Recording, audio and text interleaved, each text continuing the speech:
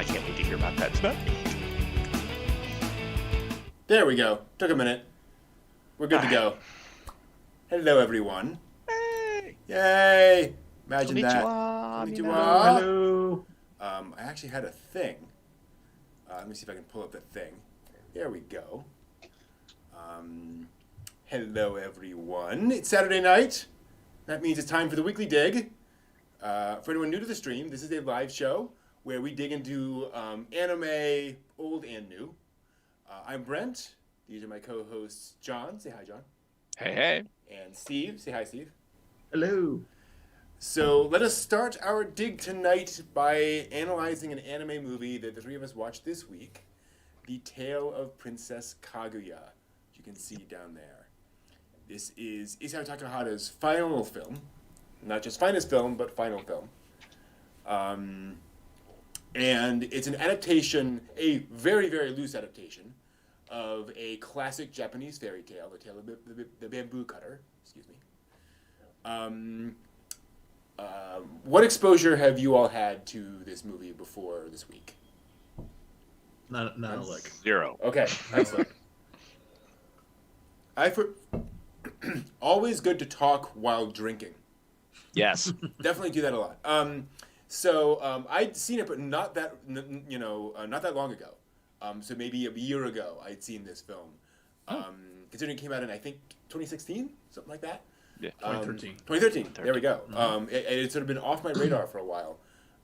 Watched it, loved it, and then we're watching it again here. And it's interesting, actually, the whole opening credit sequence, because it's all of these just patterns of like paper and like paper craft and so forth, which I think is very deliberate, and I think is part of what makes this film so distinctive, is that it is so much a work of animation. There's an artificiality to this that I love, where none of the backgrounds actually go all the way to the edges of the screen, and has this lovely painterly, almost like children's book feel to it. Yeah. Which is absolutely gorgeous. And it starts with the story of the bamboo cutter, who finds this this young girl in this miniature girl in a piece of bamboo. Now, something I've been mentioning to these guys that I learned from Toshio Okada, the Ota King, is that originally Takahata had a whole prologue planned where you see Kaguya on the moon, which is where she's from, which is the whole thing we'll get to, where she is sent down to Earth as punishment. And she is overjoyed by the standards of the moon people because she's going to be able to experience human emotion, basically. And we see little snippets of that later on in the film when we see like the woman, on the moon looking down at the Earth, and Kaguya seeing that. That was kind of the prologue.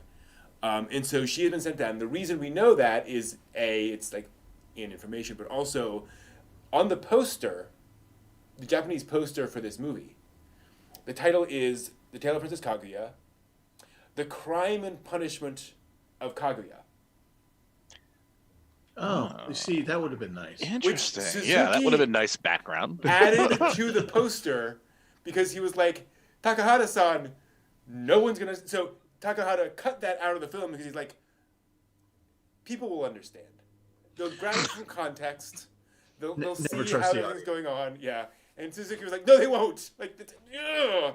So he added that. There's no context given in that. No. This is Takahata's problem, is that he trusted the audience so much that there's all sorts of stuff in his movies that just go way over the head of the vast majority of people, and we'll see some examples of that soon. But that is the context here, that Kaguya has been banished to Earth, basically. Now she's being reborn. Makes you feel really flattered to be an Earthling. Yeah, exactly. This is your place of punishment. Wow, exactly. thanks. Yes. Well, that's the whole thing.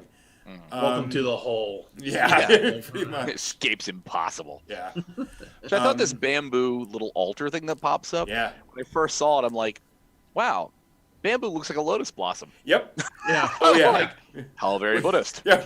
Oh, as we know, this movie gets very Buddhist. Ooh, yes, Boy, it does. it. Steve's face is Buddhist still 2x4 red. again. I was gonna say my face is still red from being slapped with it, over repeatedly. Very much so. Should have watched the Tenchi first, Yeah, and then exactly, this yeah. one to get the extra beatings. Mhm, yeah.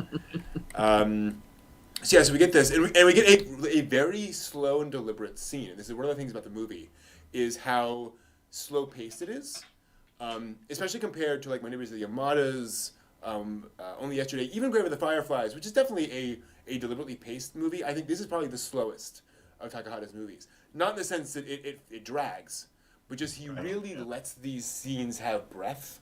Yeah.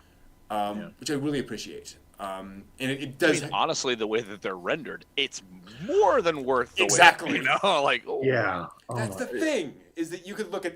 I could just stare at any of these screenshots for the rest of my life. Yeah. Gosh, gorgeous. And then he takes her home, and now's the point at which I have to say to the audience. In this period in Japan, children did not have a lot of modesty. Oh, yeah. So Yes. there's a lot of shots in here I'm going to have to kind of skip past because there are kids in various states of undress because that's just kind of how things were in a very poor thing where you don't really care, poor village. Yeah. Nobody's paying much attention to that. And so... Well, think of all the children in Momotaro. All the little Right. kids who Yeah. just run out and they basically just have like a bib Little on apron, and they're naked. yeah. Right. That's it. Yep. Like, oh. Which we definitely get some of. And so, so they decide to adopt Kaguya, effectively. And we discover that heaven is providing for Kaguya, particularly in the ability of her mother to suddenly breastfeed. Yeah. Yeah. I did love that moment where she just... oh! Oh. Okay. Like, And did you notice, I love this, she's crossing a bridge. He's literally crossing a bridge when this happens. It's like, nice thing. Definitely skin. They're adopted again. We're getting kind of the typical story, except Kaguya keeps growing. yeah. Which is in the original story. But she grows very deliberately in this very interesting pace. There's something that Okada pointed out, is that the film points out multiple times that she's growing bigger. And it ties into some of the themes of the film, which is a little odd, and please bear with me. I find it interesting that as soon as Kaguya starts sort of exploring and things,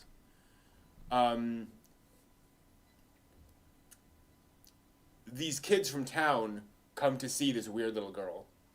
Little bamboo. Yeah. Which they immediately nickname Little Bamboo because she's growing so quickly. And they're coming there to tease her. But very quickly, they all kind of turn. And they all kind of start playing with her and all that kind of stuff. And it's one of the things about the movie is that Kaguya has this sort of charm on boys. Any boy that interacts with her is immediately like charmed by her. Right. And it's one of her kind of superpowers. You'll notice in the village, she only hangs out with the boys. There are girls in the village, but they're always on the sideline doing other things. Yeah. And she's hanging out with the boys.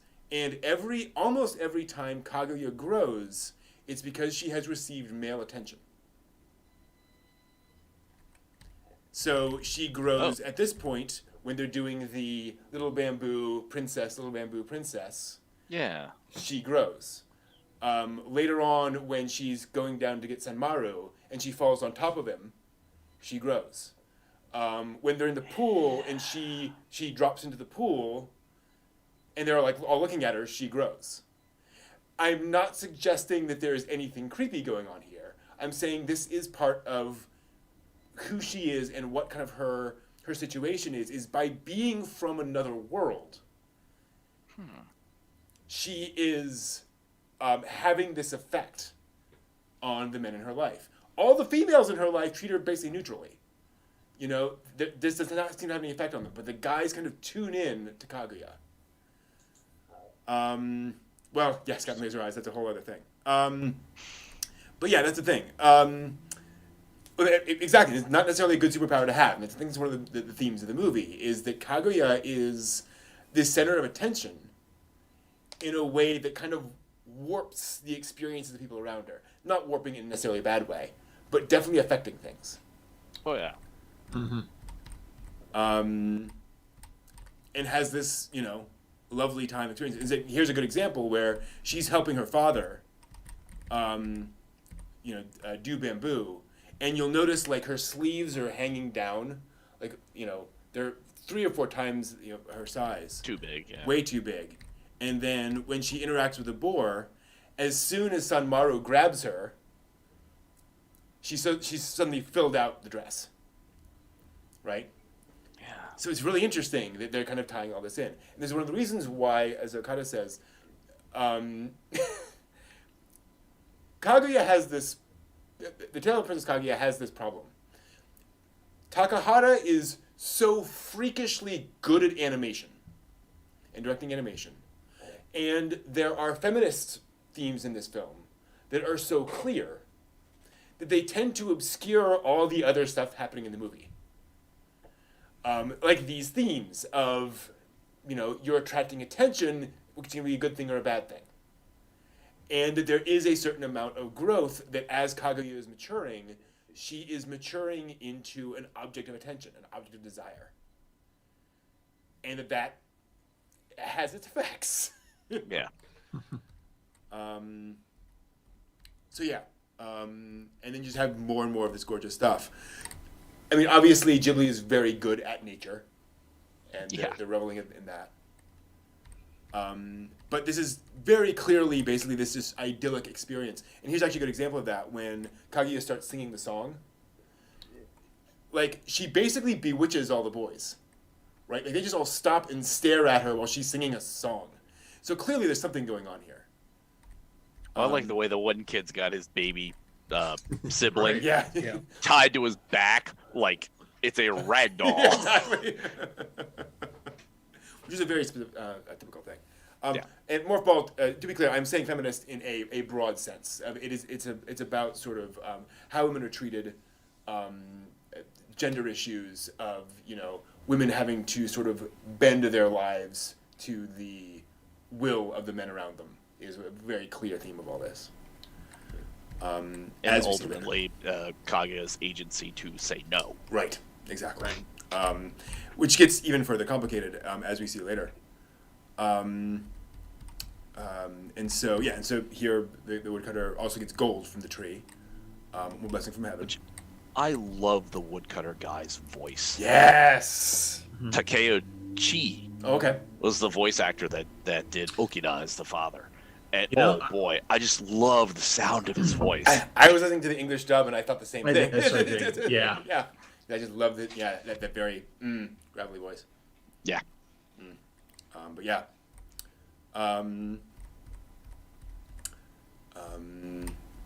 Let's see. All right. Something else I wanted to mention. So this is actually a great example. This whole scene is a good example of the difference between Takahata and Miyazaki. Is that Miyazaki would have skipped all of this, all the stuff about what the villagers are actually doing. There's actually something that Takahata chastised Miyazaki about for Princess Mononoke, where he said in Princess Mononoke, you never see how the villagers live their lives. You never understand how Irontown is constructed, how they're able to get food, all that kind of stuff. Because that's part, for Takahata, the realism of this helps you appreciate the characters and where they're actually from. It kind of grounds you in those characters. I think it totally works here. Understanding kind of the industry of the village kind of helps you feel about them. Which also gives Kaguya this contact with this alien culture that she's been dropped into the middle of. It's not just idyllic running around in the woods. It's, the charcoal makers, the bowl turners, these people that are living off of the land and the resources that are available there, and how does she fit into that as the bamboo cutters, surrogate daughter? Yeah, and I like the fact that the work is not romanticized. It's viewed as hard work that you just do all day until you die, basically. Well, the woman who's like hacking out the bowl, she's got a bandage around her foot, where pretty obviously she might have missed. Well, and when Kaguya's looking at this, stepped on wood shavings, or knows? Yeah, every time that the all comes down, Kaguya kind of flinches a little bit. Yeah. And it's like, she's holding the bowl with her feet, and you're just like going, toe. Yeah, exactly. Yeah. They call her Seven-Toed Marge, but she's a hell of a bowl turner. And then again, got to skip by some of this stuff, just for YouTube's purposes. Yes. Then you get a little bit of Grave of the Fireflies. I'll be honest. Them stealing the melons. Yeah. Mm-hmm. Which again, I wonder if isn't a little bit of a wink, wink, nudge, nudge. You remember this from the movie, and the fact that this is clearly showing a very different side of it, where. Yeah, I was waiting for the complete butt whooping. Yeah. I'm like, oh boy, no. That came later. Right. Yes. Yeah, but not. I thought it was this moment. I'm like, yeah, and I like the fact that it's instigated by Kaguya, who has no sense of right or wrong about this. She's like, sweet melons, cool, let's grab a few. And he's like, okay, fine, like no one's gonna care. And then you see somebody say, oh crap, and so they run off. And you get this like really sweet moment between the two of them. As he cuts it open, and she's just kind of curious.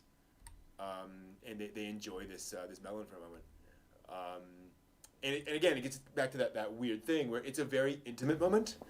Not in any inappropriate way, but it does have that very, sweet connection between two people moment. And then that it is wonderful... indeed loving. It is a loving moment. It is a very loving moment, absolutely. Yeah. And that wonderful moment of the robes shooting out like fireworks. Don't put your face over top of it when you knock that thing open. Very Ghibli moment. Yeah. And again, this is where I think that the movie takes this interesting turn where, as Morph was saying in the chat, there's this interesting so a lot of people in Japan when they see the movie, they complain that like all of the male characters are scumbags in this movie, because they all do something like scuzzy at some point, whether it's the father kind of pushing things on Kaguya, whether it's the emperor, who we'll get to him, the five suitors who are all like they want her but they don't really want her, to even the boy who kind of turns her back on Kaguya, then turns back to her at the end. But this is I really felt it this time watching through, where the father is like, we are clearly getting this stuff from heaven for a purpose, and we can't just ignore that and leave her here, because we know how that ends in fairy tales. Yeah. So clearly we have to go in this direction. We have to treat her like a royal princess. Well, and also for its time period, you know what I mean? The father states later on, it's like, this is what every girl wants, right? To be a princess. And, thank God to heaven, we've gotten this, and here you are, and with the robes and everything. This is what a girl wants. Yeah. It's like, yeah, Dad. I get where your concept of that is, but maybe you could just ask her the question as to what she wants out of this. Well, you see, the sad thing for the father that I got out of it, when he started being given the robes and he cuts it open, and there's the gold, and he has the mission to turn her into the princess, and to he keeps going back and forth as the story says, the rare narration you get, where he's going back and forth to the capital to make the mansion and everything, set everything up. Yeah, there was a lot of gold, apparently. Really. Holy cow. That's like a mansion. Every other bamboo seems just like, gold, here you go. I mean, I wish I could open up a 6-pack at work and be like, gold. There we go. Gold of a different kind. Anyway. But the sad thing is that I think this is where heaven is preparing her for her eventual return. Because, that's what when you get, towards the end here, you understand that that's what she's going back to. Yeah. And so, and part of the sadness of all this is that that's once she's gotten there and she's experienced this wonderful little life of running around and just being free and enjoying these emotions, everything is from the father unknowingly is trying to crush all that with the tutor. And to get her to be the proper lady, because this is what everyone does for the princess. And she's realizing, because she's always asking questions, why am I blackening my teeth, why am I doing this, why am my eyebrows plucking my eyebrows? Yeah, which was yeah. But it's just preparing her. It's like heaven's going, okay, you're gonna come back to this one day, so let's prepare you for the coming back and ease your transition, so to speak. It'll be nice, it'll be fine. And meanwhile, she's just like, I hate this, I don't like it at all. Yeah. But the father, puts on the white face and goes, okay, this is what we do. Yeah. It's also interesting thinking about this being translated into the modern world, where these expectations don't exist, right? Oh, yeah. If these things, not in the same way at least, where if all this stuff came in, it's like, great, that doesn't matter. Like we're not gonna change whatever. You're still gonna grow up the same way. But yeah, no, absolutely. It's and this is one of the things Okada says, is that this is a movie about people reacting to a very strange situation and kind of doing their best with that. The motivations are kind of murky because of the fairy tale nature of it. Yeah. Because quite honestly, for finding a tiny little person in bamboo, finding gold, finding robes, nobody's flipping out. Right. Yep. You know what I mean? They're taking this kind of pretty well. Yep. And that's kind of the bewitching nature of Kaguya, right? Is that kind of what she does. Totally. Yeah, and then versus burning her at the stake as a witch and exactly. Going completely insane. Yeah. Everyone knows that she's growing at a fantastic rate. Yeah. But everyone seems fine with that. Not normal things are happening. Yeah, exactly. So here's where she's not normal. Exactly. So here's where she lands on him, and Sudamaru. And Sudamaru. And again, his hands land in an unfortunate moment, an unfortunate spot. But again, she grows up. Like at that point, like she clearly gets a little older. I think that is kind of the point there. And there's this joke in here that I feel bad that I think a lot of folks miss, where he goes, I have this feeling that you're going to go away at some point and never return. And it's this very dramatic moment, and she goes, that's okay, I'll always be here with you. And everyone else running around in the woods. And you can tell it's kind of like, that's not what he meant. There's a certain view in his eyes of oh she's not, she does not, went right over her head. Hey, come on! For all the anime that we watch, it's nice to actually have the girl be the obtuse one versus the guy. Totally. Yeah. Totally. Yep. Absolutely. Yep. I'll be your childhood best friend forever. Oh, okay. And when I fall in love with another woman, it'll be great. Yep. And then that heart-wrenching moment when they leave, and they have to go away. And again, I love how Takahata does this, where he puts it in dusk. It's these muted colors. We've had all this gorgeous spring and autumn, and now that's changing quite literally, physically. And they have to leave. I also appreciate the fact that they decide to leave, and like she doesn't change her clothes, right? Like she's still this kid wearing this very simple garb. She's still barefoot, because that's just kind of the reality they live in. And off she goes. And here's where, and again, it gets complicated. This is not simply a story of the father imposing things. Once she realizes what this place is, she adores it. She plays around, she runs around, she enjoys the fact that they live in a palace and she has all these clothes. It's great. Yeah. Who wouldn't like that? Till she meets Tutor. Yeah. Yeah. Yeah, the tutor. Which I found it very interesting that the mother she dials into Kaguya as a baby as a mother. Yep.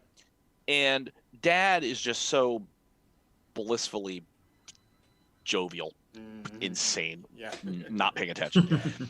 Mom is so grounded, and yet she doesn't step forward and say, "Hey, Father, dial it back." Yeah. You know, we have this simple existence. You cut bamboo, I prep things, weave baskets. This is what we do. And why don't you dial it back for Kaguya and let us just, go along and figure this out? It's like, no, she sort of gets not swept up in it, but she feels always like an unwilling participant. When she sets her little loom up in the little small cabin next, or little shack next to the mansion. It's like kitchen, you can see how grounded that woman is, and how he, with his stupid hat, keeps knocking it off of the doorway. And it's like he's just so far beyond, and she's so grounded. It's just like, oh. Yeah. Well, I think it's just because that she wants not necessarily the same thing as the father wants for her, but sees the need to, or sees the father's need to want the good things for her daughter, and maybe she's kind of going along with it unwillingly because she's maybe not 100% sure that this will not turn out okay. Right. Like maybe this will be okay with reservations and things like that. But one of the things I thought was interesting when they're leaving, going back to the leaving part, the leaving of the house and going into the new house, where Kaguya is told to put the basket down, and she's put the basket down, and you get a really gorgeous view of that basket and what's in there. Yes. The berries, the mushrooms, all these wonderful things, and the fact that they had caught that pheasant and they're going to have pheasant stew. Yeah. And this is rich. This is what it means to Kaguya to be rich. This is wealth. Yes. This is actual to her in her mind wealth. And she's just like, "Are you insane leaving this behind? Right. Why would you do that? It's Look enough at this. to eat Look all the at effort this. made to get it." Yeah. Yeah, look at this. This is a treasure right here. We get to have it. But then they go on, of course, the idea of what treasure is, and then they go on and go to the house, and then you have that ridiculous scene where the mother doesn't. It's almost like the mother didn't even try putting on the face makeup, and it's just like kind of, she goes like, I'm no good at this. It's just like kind of going more to a little bit to your point, John. Is kind of like going, maybe she did that on purpose. I don't know, to make herself look clownish. Well, it also feels like, especially in this moment, I felt the fact that both of the parents are enjoying the wealth. Yes. Now they're like, oh, we get to be nobility. This is cool. It's silly, but it's cool. We'll do this if that's what you need to do. We'll paint our faces if that's what we need to do to enjoy this giant house. And Papa gets to wear the stupid hat. Exactly. Yeah. No, and I think it gets back to the fact that that Kaguya, just by who she is in a sense pushing her father. Well, it's not because of who she is. Heaven is kind of doing it. Her father's being pushed to do all this, and the mother's just kind of being swept along. And let's be honest. I mean, there are certainly plenty of marriages where it's like, okay, we'll see how it turns out. Yeah. And we'll just, instead of causing a ruckus, we're just going to see how this plays out. And again, one of the nice things about most Takahata films is that, there are no heroes and there are no villains in any clear sense. People are just people, and they do what they do. And then you get the part of the movie you're like, okay, time for the montage sequence. Time for the teacher being strict, and Kaguya, playing around, and we get that to an extent. And then we get this really interesting moment where Kaguya's learning the koto. Yeah. And her father comes in, and again, because she is receiving male attention, suddenly she is able to play the koto like a master. Yeah, that's... Right? And it's that weird thing that, whenever there's a guy around, she's suddenly reacting to that in a very different way. And that is kind of one of her superpowers, is that she's able to, I'm going to say this, she's able to be pleasing to men. Is that the right way of putting it? Where, whenever men are around, they enjoy her company, right? They can't get away from her company. It's very interesting. And it's like she can't help it. She's very interactive with men versus sort of right. Not as dialed in with other women like her teacher lady. Mm-hmm. Exactly. And again, it's not in a pervy, creepy way. It's just the way she is. Right. I also like the stylistic choice of her teacher. Yeah. Is that she looks like a period woodblock print. Yes. Like the way her Really, head's shaped and her whole body. I'm body. like, well, damn, everybody else doesn't look like that. What's going on with this? She's also freakishly tall. Yeah. She's a big lady. The pear teacher. Yes, exactly. And again, it gets back to that, just kind of this very stylized thing. It's great. So you get all that. And then you get, and oh boy, I remember the scene when I first saw it, when Kaguya is just sitting there, being kind of sad. And then the father comes in, and I love that the mother just goes over to the father and whispers at him, and I knew exactly what she was saying. And just, how Kaguya is positioned there, and all of that is like, oh, that, right? And again, look how grounded mom is. Even though she might have been enjoying having face painted and sitting on the little platform thing, all the nice stuff's hung up, and she's cooking. Mm-hmm. And dad's complaining, "Why are you cooking? We have people to do that." It's like, listen, you are out of control, buddy. Mom knows what's going on. Well, and that's the other thing, is that,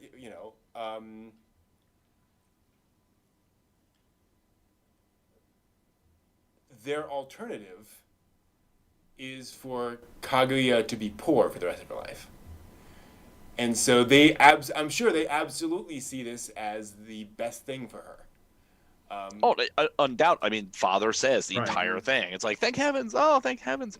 Mm-hmm. But when prior to them moving to the mansion, did they see Kaguya sad? Right. You know what I mean? It's like, right. She enjoyed playing with the frogs. She enjoyed running around with the kids in the would you call it a village, considering the charcoal burners move every 10 years? Yeah. Sure. So their community, whatever their community. Yeah. You know what I mean? There's not sad moments. Mm-hmm. It's only once Kaguya gets drug into this and she has to go through all the training and she's doing all this stuff to be, a courtier, that you get her having sad moments. Right.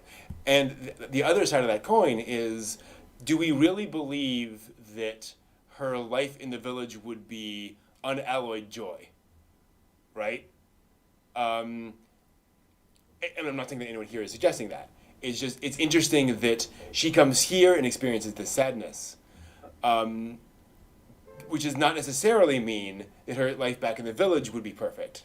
Right. It means she would have had her own difficulties once she did come of age. Right, exactly. This is a very extreme thing. Here's the thing, though, is that she does get sad in one occasion in the village, and when she's singing the song, because she's singing the lyrics, and they're looking at her, and they're like, what does that mean? Why and she's looking off from that. Yeah, she's crying because the lyrics are basically, I will look back at, I don't remember the exact lyrics, but basically, I will leave and then look back and want to come back, but I can't. And then she starts crying because inherently she knows that she is not going to be there forever. And she knows that she is going to move on at some point. Right. And then, of course, when you're watching the movie at that point, you're thinking, oh God, she's going to die. Right. And, it's just like, well, even in the sadness of that singing, it's the sadness of it's melancholy. It's a melancholy. Yeah. It's a recollection of things she had learned, but doesn't. She's, you know what I mean? It's like she's recalling something that's going to happen. Yeah. So it's like kind of a weird scenario. Mm-hmm.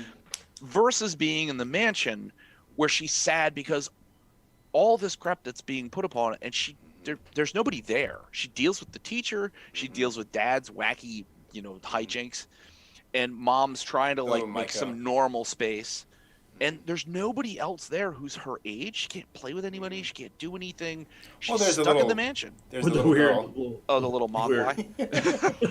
the weird little attendant girl. Yeah. Which, I mean, she seems very nice, but they don't, It's not like Sudamaru and all the kids in the village. It's like she doesn't have a collection of people that she can sort of bounce off. And it's just like, Yep. wow. Absolutely. Which is why I think, again, there is a very gendered read of this. Of, no, this is what you're going to do. I don't care if it sucks. This is what you have to do because that's what a proper lady does. Which would have been a time-appropriate thing. Absolutely. For a girl being prepared for court. Totally. Sadly. And boy, did that suck. Yeah. Oh, boy. And then, of course, she rebels. She gets her name by Walter Matthau, which is very nice. The style of his face, wow. Yeah. Yeah. Amazing. Yeah. I love it because it's just so stylized. It is so... like that shot. Yeah. Like, oh. Well, and again... See that coming out of a dark alley at you. I feel like I've seen that, painted somewhere, on a woodblock print. It's wonderful. And again, you get this interesting moment where Kaguya has been nothing but rebellion, but as soon as she has to, do this thing for this guy, suddenly she's all deportment. Everything is perfect and right. She says all the right things, and he gives her the name of Kaguya. She even lays her kimono out pretty well. I mean, the teacher still has to fix a corner of it, but for the most part, she's 90% spot on to sitting and getting the koto ready. Yep. Yeah. She knows what she's doing. How many layers are on that kimono? Oh God. I mean, it's crap. typically 7. I know. Holy. Was the traditional number. They were thin layers, in fairness, but still. Yeah, just keeping all that kind of going in the same direction and not fall off shoulder and just do all this stuff. Yeah, screw it. Yeah, exactly. Like that, dressing her. Holy. And they're all wearing kimono. Yeah. Yeah, totally. And with open flame on little it's great. very spindly pillars. Yeah. Wow. What could go wrong? Yeah. Lots of fire. And again, this is what I love about this film. That little spindly pillar thing, that is what? 11 lines? Of just brushstroke, Right. brushstroke. It's such a simple thing, but every line's perfect. Yeah. You know exactly what that is, which is so little, not so little effort, so little, drawing there. It's amazing. And then you get her party, her coming out party, her big exciting coming out party, where all these guys show up, and she has to stay alone.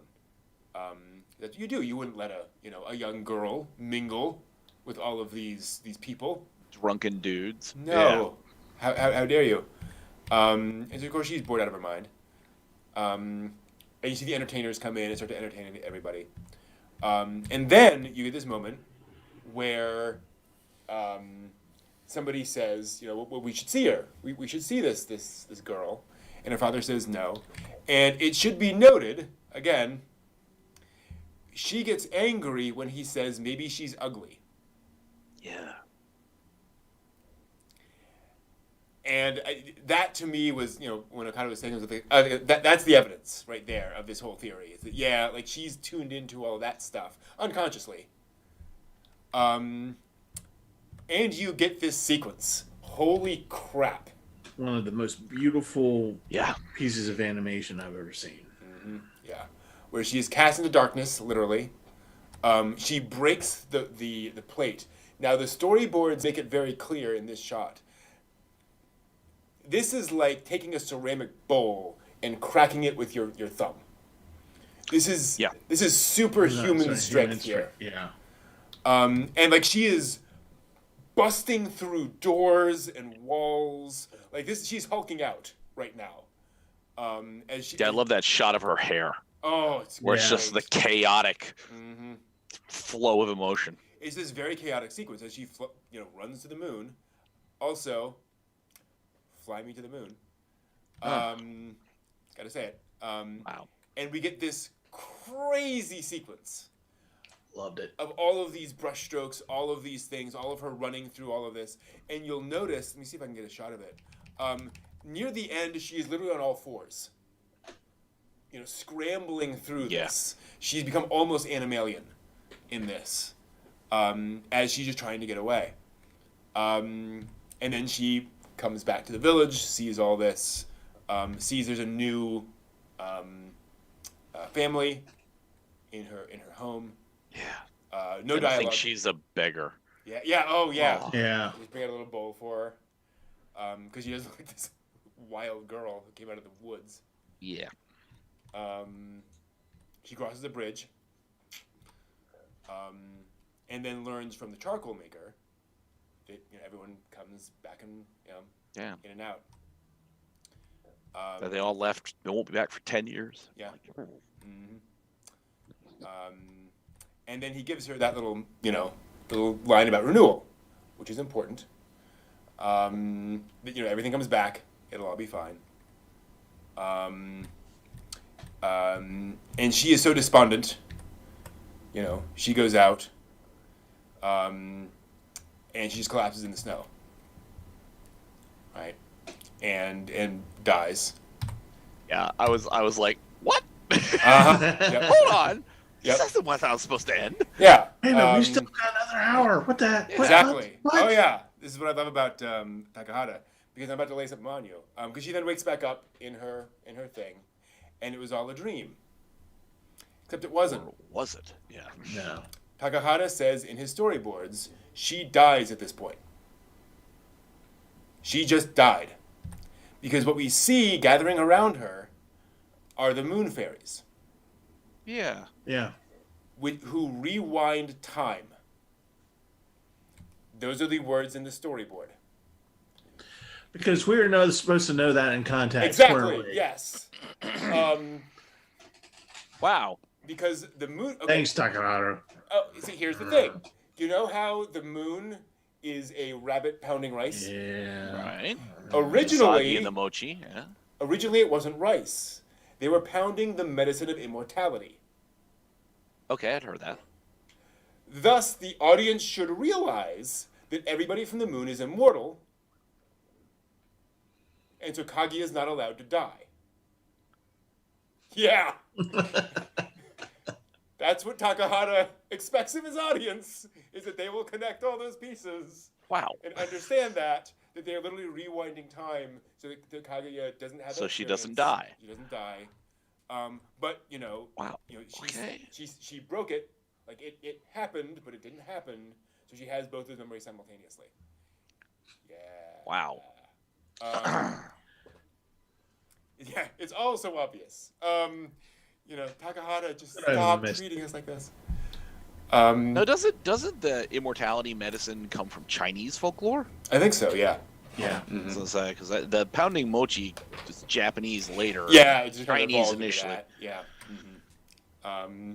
But you know all that, right? You remember all that. Yeah. I just happen to carry my world encyclopedia of everything Yeah, knowledge when I go to CD's film. Let me see. What page is that? That was. Yeah. So Okada had this thing about the humor in the movie, which is not particularly humorous moments.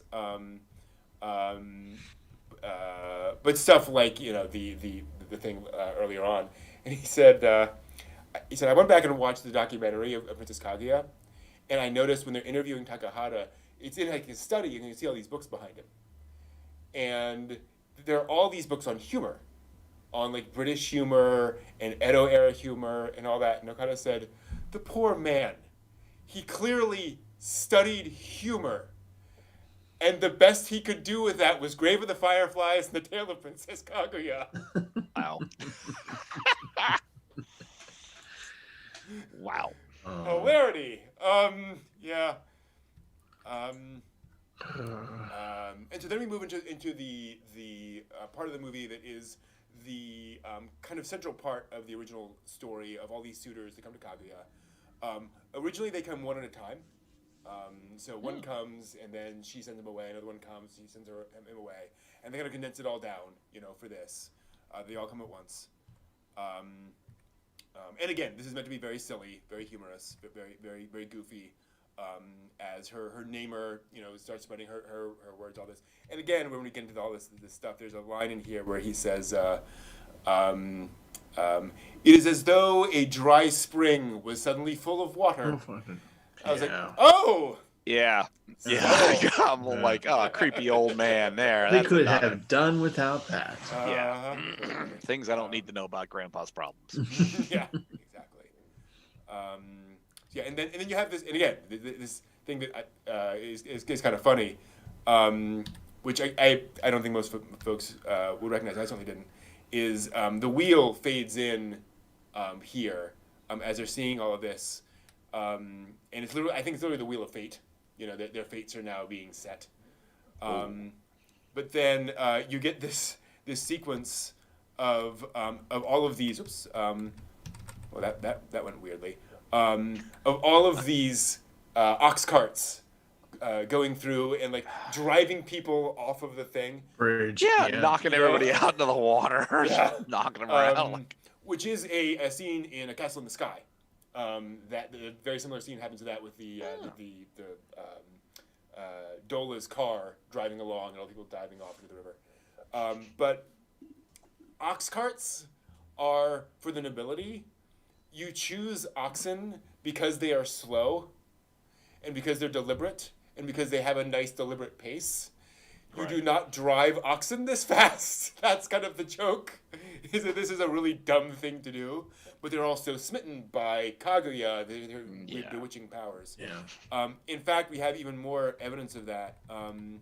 When she receives all the men, there's this wonderful shot. This is the one. Let me start it here, where she is telling them kind of what she wants out of them. And we have this long sequence of them sitting there, which appears to be completely still. I'm actually going to play it here. I think I can get away with it, because this is all playing. The butterfly. The butterfly. What does the butterfly represent in Japanese folklore? Spirits? What? As I recall from, and I'm actually forgetting now. As I recall, it represents bewitchment. Ooh. And in the marginalia for this on the storyboard, he said, "It is like the five men are on some form of LSD." Sure. Yeah. Wow. Which, kinda, you can kind of see it, because they're all being bewitched by Kaguya. They're just the way she interacts with them is just causing them to go, "Sure, I'll go across the ocean for this thing for you. That makes total sense. I'll do all this crazy stuff." But of course, I will go on a quest. Right. But of course, a butterfly flipping along is all you need to know to connect all these dots, right? So you get this retelling of this classic bit of the myth. We all decide to go and do that. And so Kaguya now feels free, because she's solved the problem, right? It's great. She's delayed the problem. Exactly. And so she gets her last moment of freedom, frankly, as she decides to go out and view the cherry blossoms. And granted, this was a thing where noble ladies would go out to view the cherry blossoms. One of the few ways in which they could get out. So it was not that not that crazy for her to want to do that. And so she gets out, and we get, oh gosh, Ghibli just flexing. Yeah. Oh, jeez. This is just It's beautiful. Stinking beautiful. stunningly gorgeous. Amazing. And Kaguya's able to play around. I also love what they do here with her hair. How it's just ruffled enough to have that sort of cuteness to it. Yeah. Without being just completely unkempt. So she looks just adorable. And then she dances around under the tree. And I love how it's interrupted by these peasants who come up and just bow to her and skedaddle. And she realizes, oh, right, like, this is my place now. And she decides, okay, it's time to go back. It's time to go. She's no longer of the people. She's moved up into a different class and putting the hat on to hide her face too. Like, Yeah. Yeah. And so she goes on from one depressing moment into another. Yeah, exactly. Mhm. Yeah, because here's where she sees Sanmaru. And again, that sort of bewitching gaze. But yeah, I love how long this scene lasts. Because it lasts a little longer than is comfortable, which is absolutely the way that would work in real life. You just see each other and you're like, Given the circumstances, you'd think he would keep running. yeah. Well, that was her power, and I think she realized that as he was getting the beat down. Yeah. Yeah. You know, Absolutely. And she kind of stopped him Mm-hmm. from getting Right. out. Mm-hmm. Yeah. Kind of her fault. Not really her fault, but Nah. yeah. Yeah. And that is, I think, almost one of the central themes of the film, is this idea that Kaguya, by who she is and how she's interacting with people, is changing her world, and is interacting with people, and so she cannot live as a completely free spirit, just enjoying life. She also has to take responsibility for her actions, and who she is and what she does. Let's see here. Moving along.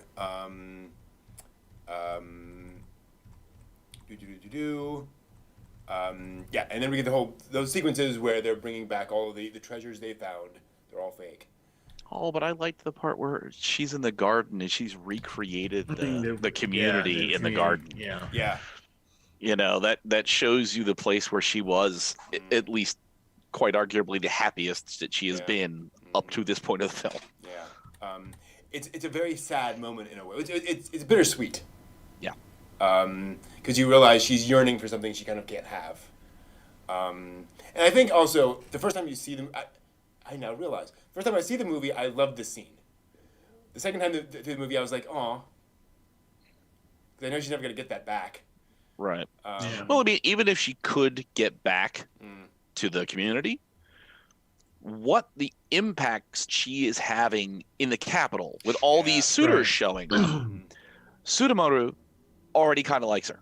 Yeah. There's also all the other guys that she hangs out with. Absolutely. So if you removed the royal attempt and just put her back to being a bamboo harvester, would you have wrecked that community?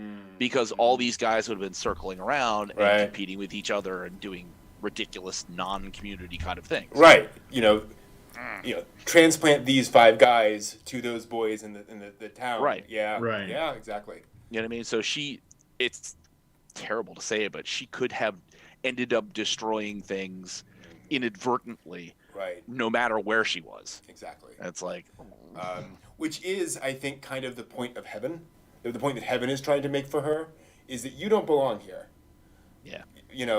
This is only going to cause pain and frustration and anguish for you and everybody else. You need to leave, basically. Yeah, and so you have that whole sequence, which, again, funny. A lot of fun seeing all these people kind of hoisted on their own petards. And I did love that moment when he has they find out what's going on, and he just kind of, see if I can get it to here. Where he just kind of grabs it, sneaks off, and goes, bye. Yeah. See ya. See ya. I almost expected a little, Looney Tunes puff of smoke. As Right. he ran off. Hey. Heavens So- to Murgatroyd. Yeah. Exit stage left.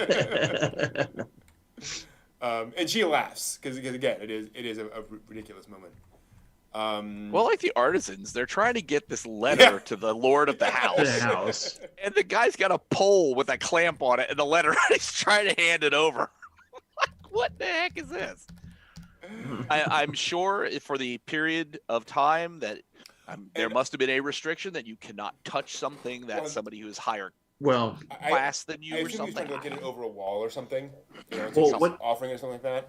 Well, what Oh. it was that historically is that if you were of nobility or importance like that, like the grandfather was putting himself up to be, if you one of the one of the social rules is that if you can get a request or a letter in, it's almost like the Godfather on the wedding day. Is if you can get that, he is obligated to actually read your letter. Gotcha. So that's why they like swarm the attendant girl, and that's why they keep like they go at every single gate, and they literally are trying to get things over there, because if they can get it over, then the person is actually obligated to read it. But again, you're not supposed to touch, the other person. Right. There's actual historical accounts where people would make dummy arrows, blunted arrows, so that they could shoot into the ox carts, into the carriages, so that the person would have to, can you imagine this arrow comes in through the side, funk, a little note there. Oh, geez. All right, I love it. You have to read it. So that's their thing, is that because you remember the guys are actually not even allowed to be in until the grandfather lets them in. Right. Hole, and they have to be. They're like, please read the letter. Please read the letter. Please read the letter. And he finally takes it. And then once he does, he's not kind of obligated to do something. And it should be pointed out, it would be very easy in a story like this for him to go, oh well, whatever. But he's like, no, this is outrageous. Like, this is not cool. Like, you were right to bring this in to me. So yeah, he deals with it appropriately. And then again, more the fireproof silk. You see Kaguya fire rat fur. Fire rat fur. Like, wow. You can just see Kaguya going, I know what to ask for here. Here's how to test this. And I love that for a moment. It's fine. It's all good. Like it was actually sparkly. Yeah. Looking great. And then not so much. Yeah. Speaking of which, just to get serious for a moment, this is one of the weird things about fire. Fire is really hard to tell when it's actually like setting things on fire. I just watched a video on YouTube of some people who smothered a fire with a blanket and waited like 10 seconds and then started moving the blanket, and the fire just came right back up again. It's very easy for a fire to not look like what you think it is. So fire is scary. Wasn't that the whole fire triangle? There's oxygen, temperature, and fuel. Mm-hmm. So it's like if you can knock out one of those, then you can affect how the fire works. Right. And obviously a blanket had just enough oxygen. Right. That once you pulled it off, it was like, okay, I'm still here. Yeah, exactly. Yeah. Well, that's why when the fire, come out, when the firemen come into your building, when your building goes, the alarms go off, they have to check all the apartments, is because the fire hides like that. Yeah. It's in the it's in the walls, or things like that. Yeah. And so we get that. And fire is pain. Fire is pain. Yeah. We get all of the wonderfully ridiculous quests that folks are on now. That dude's quest on the boat. Yeah. He, wow. Yeah. I have mad props for that dude. And right. Even though he's like a total coward, he at least he's like in terrible circumstances trying to actually do this thing. I'm like, wow. You didn't just go like shyster some people to make you a pretty branch with some baubles on it. Yeah. And he actually thought he saw it. Yeah. And it's what I love about kind of the progression of this is that now it's serious, right? Like now people are actually putting their lives in danger for Kaguya. Yeah. And then that was the sailor, and the guy pulls his sword out. He's like, "What are you doing?" He grabs him and gets hit by lightning and bends up, and falls in the water. Like, ooh, ouchie! Lightning rod, was it? Exactly.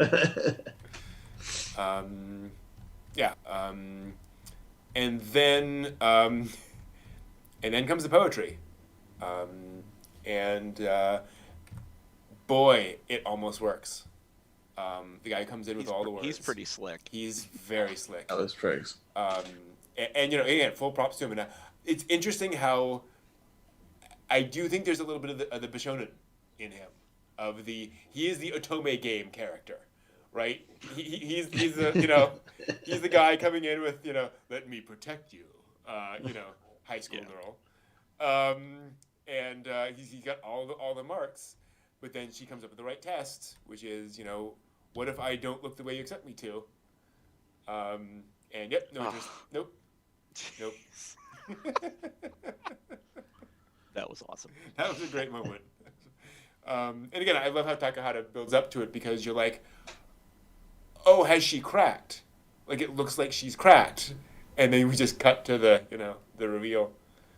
Great stuff. It was very Tales of Genji. Yes, very Tales of Genji. Yeah. And then we have our death. Yes. Which I laughed. I laughed. Yeah. I did. I Which did I the laughed. same. Yeah. It's like, oh my goodness. Well, I mean, I laughed without realizing, and then they go, and he broke his back. I'm like, ha, oh. Yeah. That's the thing, is you're like, okay, clearly this is, you know, goof number 5. Yeah. And then it becomes less so. Well, the one who doesn't die is like, you know, the master shogun on the boat, Right. where he should have drowned, got hit by lightning. Mhm. And no, the one who dies is the idiot who doesn't understand how to use a ladder. Yeah, exactly. It's like, what is all the hook and pulley and everything else you're doing? And you fall into a pot. Like, you're really? Yep. Darwin took into effect. And that, yeah, Darwin Award winner. Huh. And I think that's one of the interesting things about it, is that there is an aspect of the absurdity, and how he should have realized how absurd it was, Yeah. Yeah. but didn't, and he died. Gosh, yeah. He died doing what he loved. Something stupid. You know, Edo era jackass, basically, is what that is. Yes. Very good. Very good. And so Kaguya has her kind of breakdown, as she realized she kind of killed a guy. Yeah. And she didn't really, but there is an aspect of that. And again, this is where you realize, oh, this isn't just about all the other things. She realizes that she has a culpability in her sort of charm of guys. Yeah, like it's not good. Well, recognizing that Tsutomoru gets the snot beat out of him because he stopped too long to stare at her. Yeah. Now all these chuckleheads, one guy actually dies trying to do a stupid quest for the thing he promised. Yeah. Yeah. Whereupon we meet Kaiji. No. The Emperor. With Mr. No Neck. Mr. Chin. So apparently when this aired on Japanese television a couple of years back, the Emperor's chin became a meme.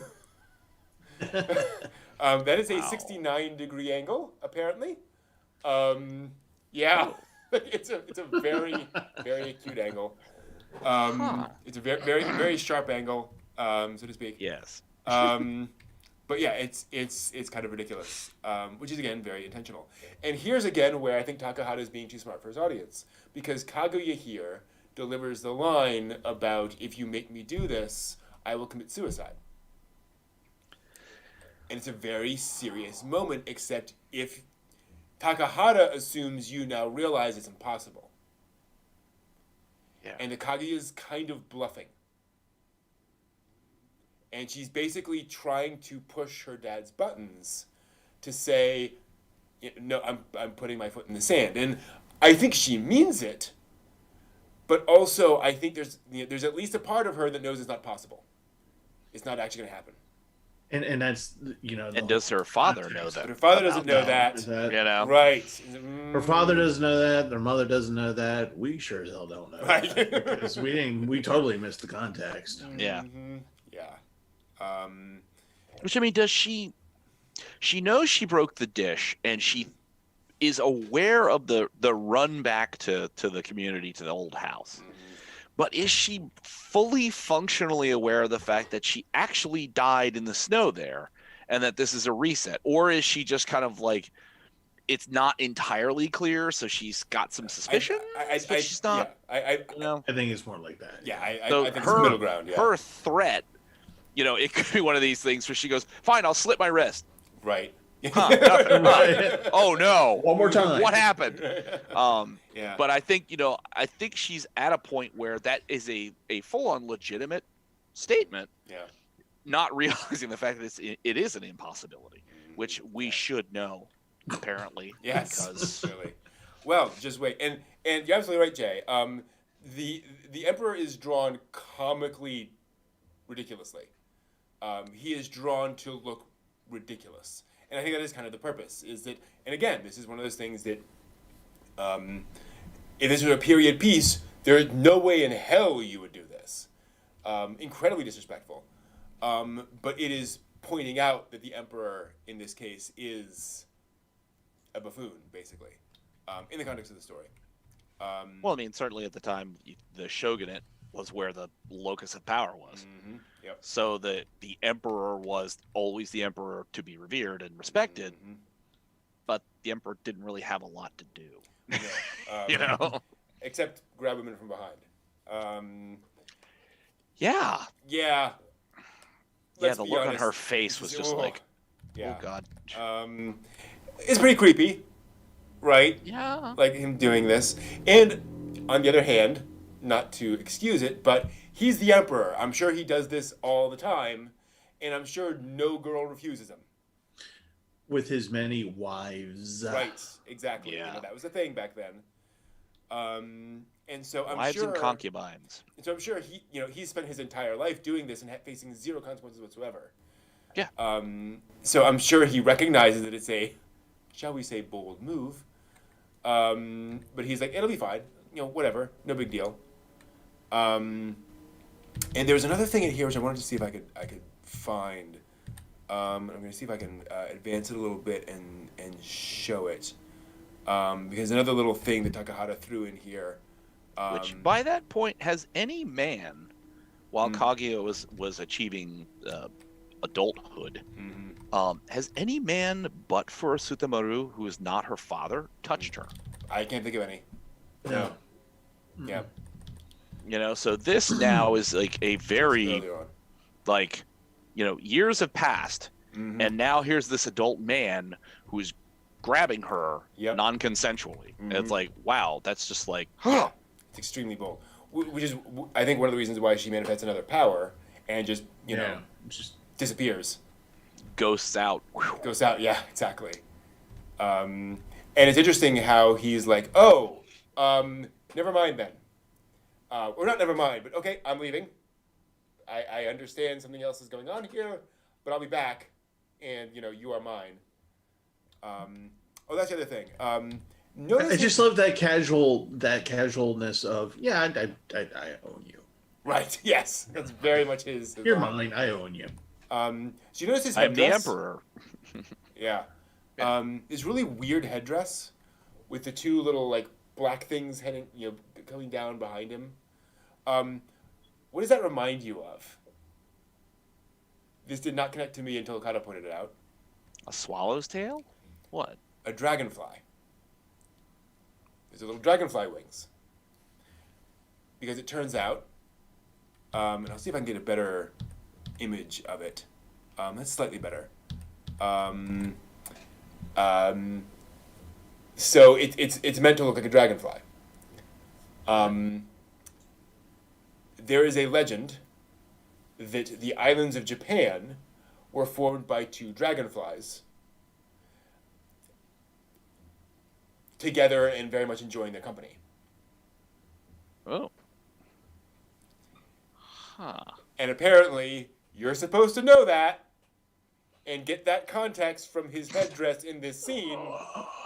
Yeah. That is the implication of what he's trying, Mm-hmm. Again, the Encyclopedia Galactica. Exactly, yes. Yeah, so. What the hell? Oh, Takahata. Anyway, we get a gorgeous movie out of it anyway. So he kind of pieces out. And this gives you a whole new appreciation. Okay, I do love this scene where kind of the truth will out, and she explains the whole thing about the moon. And her father says, I've just been trying to make you happy. And she says this line, your happiness, my happiness has been very difficult for me to bear. And like, if that doesn't sum up what her father's been doing to her, just perfectly, this just isn't what she wanted. Not that she really knew what she wanted, but still, this clearly was not right for her. And as I had said before, he's charging forward with the concept that this is the greatest thing a girl could ever want. Mm-hmm. This must be what she's going to be happy, and this must be why heaven sent her. Mm-hmm. It's like, yeah. Oh. And this is where I think that very much that gender studies thing comes in, where this is clearly a theme of the film, is pushing these expectations on this girl that just do not match her at all. Yeah. You need the consent of the governed. Yeah. Yay. And yeah, so we get, this is the pointer scene, right? We need to explain the backstory and the plot to the audience. Why bother? It's a little late in the game now, hey? Yeah, we got the opening scene, so now we have to have the scene in the beginning, or in the end.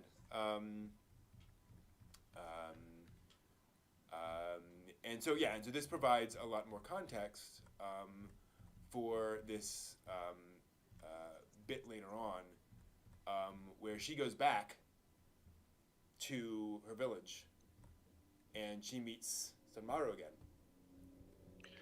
Yeah. Because now we know that she is actually meeting him. This is not a dream sequence. She actually goes back and has this conversation. And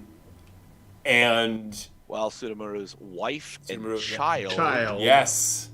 Absolutely. You guys go on ahead. I'm just going to run off with this nice-looking girl with the kimonos on. Yeah. What? Yeah. That's the thing, is that when I first saw this as a dream sequence, I was like, oh, okay, that's what's in his heart, right? That's what he originally wanted. It's not what he has now, but that was kind of his dream. No, like, he's ready. Yeah, he's going to throw aside the family.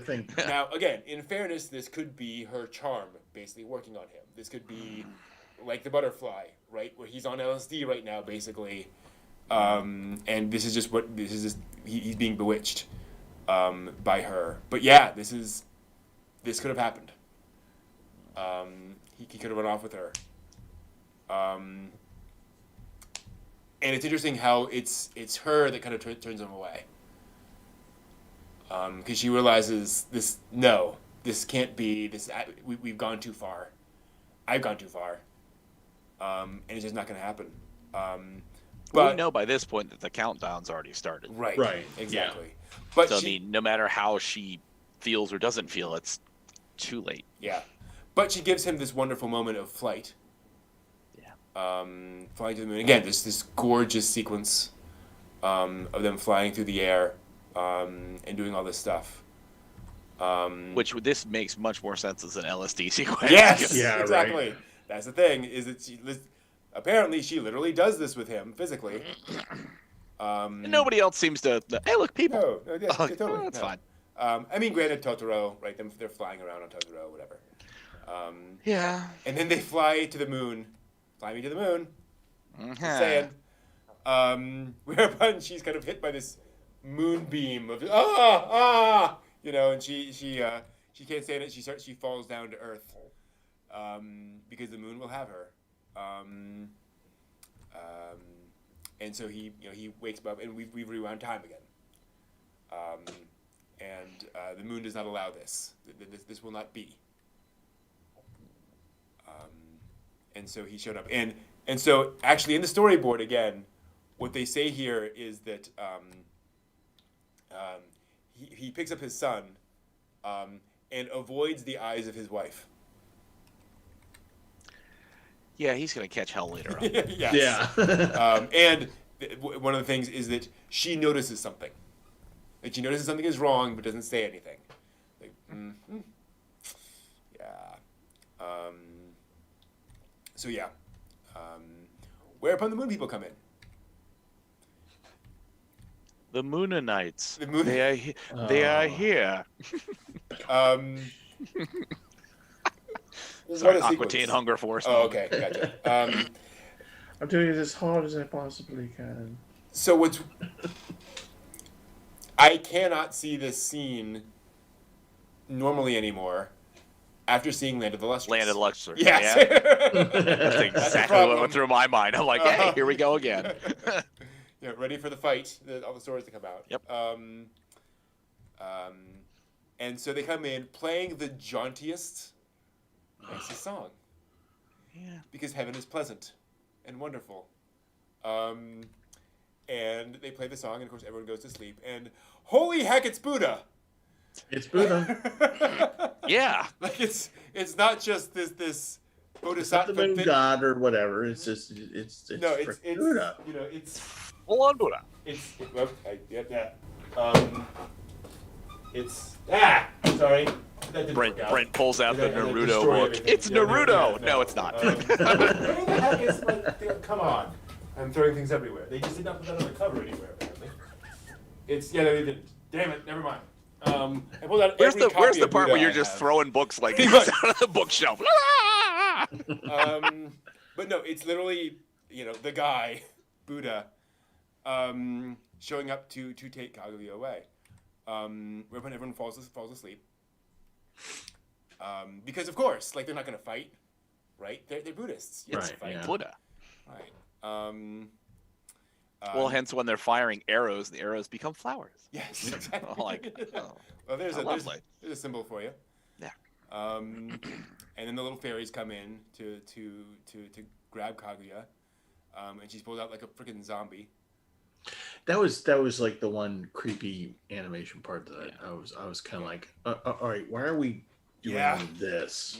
Why is that? Kaguya smash. Well, I thought initially she was like holding out her hands to her mother and then kind of being dragged away, which Right. could be, and then she's kind of stuck in that pose the entire time. And then she's taken up, and you can see how for a little while she's okay with it. And initially, when she goes, she's ready for all of this, and then she begs for a moment, for one moment, with her parents again, and is granted that, thanks to the children, who come out and kind of interrupt the moment and pause everything. And you get this moment with all of them crying. And what I find so fascinating is how everyone in heaven is like, just stop. Just put the cloak on. And just forget and let's go home. Yeah, Let's go. you're prolonging this. Really, is what's going on here. They're still going to be sad when you leave, right? We came all this way. We're down at this dingy little place called Earth. You're getting all emotional. Just put the robe on so we can get back It's to a work. hole. The car's It's running. a hole. The Yeah. car's running. These clouds, This they is only get Baltimore so to many us. It's a kilometers whole- per gallon. We got to keep going. And that's the thing. Flying clouds are cheap. I know. We gassed up the cloud just to come down here for you. And I gotta say though, I do feel like this is kind of Isao Takahata's middle finger to Buddhism. Because it really feels like what he's saying here, and I may be reading too much into this, is, when you achieve enlightenment, all is well. And you have no attachments, and no emotions, and no connection to anything, and it's all fine. But it disconnects you from actual human experience. You get this just sort of alien, neutral. Right. But none of the highs, none of the lows. And so Kaguya gets just this, just that. And, everyone's left kind of sad as a result of it. But she just goes away, flies away. I personally believe the ending is intentionally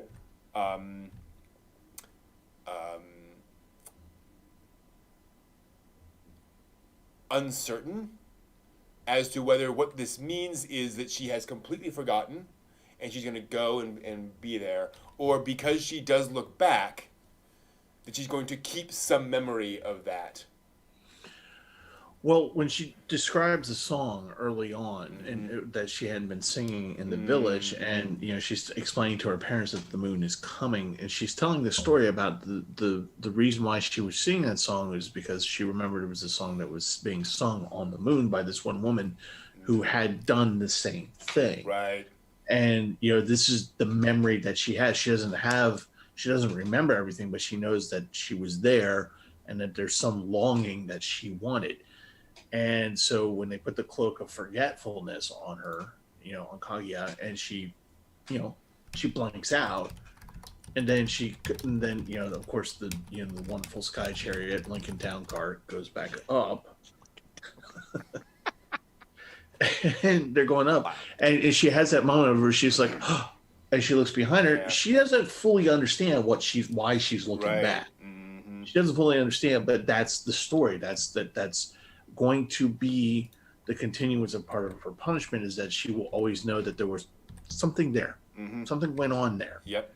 And she's back on the moon. How about this? It is terrible as it occurs to me at this juncture. To achieve nirvana, you have to get rid of worldly desires. Mm-hmm. You have to get beyond all that. Mm-hmm. Kaguya is still a young woman. Mm-hmm. At one point, we see an older woman who knows this song from Earth. Right. What if that's Kaguya as an adult? And that she, as an adult, retained the memory of this. He's sent back to be punished. Oh, interesting. And repeats the cycle. Mm-hmm. It's the reincarnation cycle kind of thing, because she has a worldly desire. Yeah. And she is not free of that, so she can't. She's not on the sevenfold path to enlightenment. Yeah. She has a defect in that, so she has to return to get rid of those worldly desires. Which would explain the Star Baby. Yes. Mm-hmm. It is all a cycle. Yeah. Basically. I don't know. Imagine being on that reincarnation train. Now, Okada claimed that this is part of his evidence, as to why the Tale of Princess Kaguya is Isao Takahata's remake of Puella Magi Madoka Magica. Unfortunately, I don't know what he means by that. I don't know where he was going with that. I've just, okay, sure, whatever. But, hey, great. Who knows? Sure. But sad moments, interesting introspective moments, losing your head. Yeah, very much. Yeah. So stay tuned past the end credits for the introduction of Kyubey. Kidding. No. Soul stones, anyone? No. But that's the Tale of Princess Kaguya. A gorgeous, kind of weird movie. I loved the art style. Yeah. It's just. I want to see if I can. I now have to. I was saying this to Brent last night. I now have to change my top 10 again on my top 10 anime, because it's all been blown the heck and gone now. So I have to fit this one in there primarily because of the animation style, which I completely adored. Yeah. And I enjoyed the story of what I thought I was watching, not what I thought I was supposed to be understanding. Yeah. But you feel smarter now, right? For Takahata having explained all this to you. Now you're better informed, so it's all good. Yeah, I guess. It makes me embarrassed at my own lack of knowledge. All the things I should have known watching this. Right. Yeah. Absolutely, Manav. That is one of the other interesting things, is that it's fascinating how this, like, the backgrounds feel like Ghibli, but also the style is so distinctive that it feels like it's unique within Ghibli. Yeah. Which is really lovely. Oh, absolutely. If you're looking for something closer to this style, My Neighbors the Yamadas actually has a somewhat similar style, as being sort of sketchy and pastel. But definitely not like this. Yeah. Subject sure matter there's is less far context. different. Yeah, Yeah. rather different. Yes. You know. Yamadas are actually all Buddha. Yeah. Jeez. Yamada's basically Charlie Brown, you know, and then all of this. It's crazy. Any final thoughts? Glad I finally got to see it. Yeah. It had been on a list for a while as to one of the films you should see from either your discussions or Triad. I think one year had a films you should see. That's how I ended up watching Angel's Egg. Oh yeah. So this was on one of those lists. So right. I think that even if you don't have ability with animation, this will definitely get you interested into styles. Yeah. And and different styles and different things and a better understanding of flow of movement, particularly with some of those more active sequences in this, which I mean, I can't do it justice. I can't describe. My descriptions cannot do it justice. You have to watch it to understand. And I don't even need to tell you when it's going to happen. You'll know it exactly when you see it. And you're just going to be just sitting there. Your jaw's going to be on the floor because they're just like, it's not like anything else you have ever seen. The way Kaguya moves as a baby, yeah, is perfect. Like, how do you get it that perfect? It's that whole 5 minute, that what seemed like 5 minute scene of her just rolling around. Yeah. Like a baby would. Yeah. Well, I imagine studio time. It was like, hey, everybody, memo from the top. Can everybody bring their babies in on like Wednesday? And we're just gonna have them sit around in the 6th tatami room and just let them do stuff. We'll have some toys and stuff, but we just want to watch them. Like, pretty much. Hey, if Miyazaki-san can sit out and watch girls in short skirts, hey, there you go. Whatever makes it work. Cool. It's about the art. Yes. All right, that will do it. We're going to take a quick break for just a few minutes, and then we'll be right back and talk about more modern anime and the latest anime news. We will be right back. Woohoo! See you in a bit.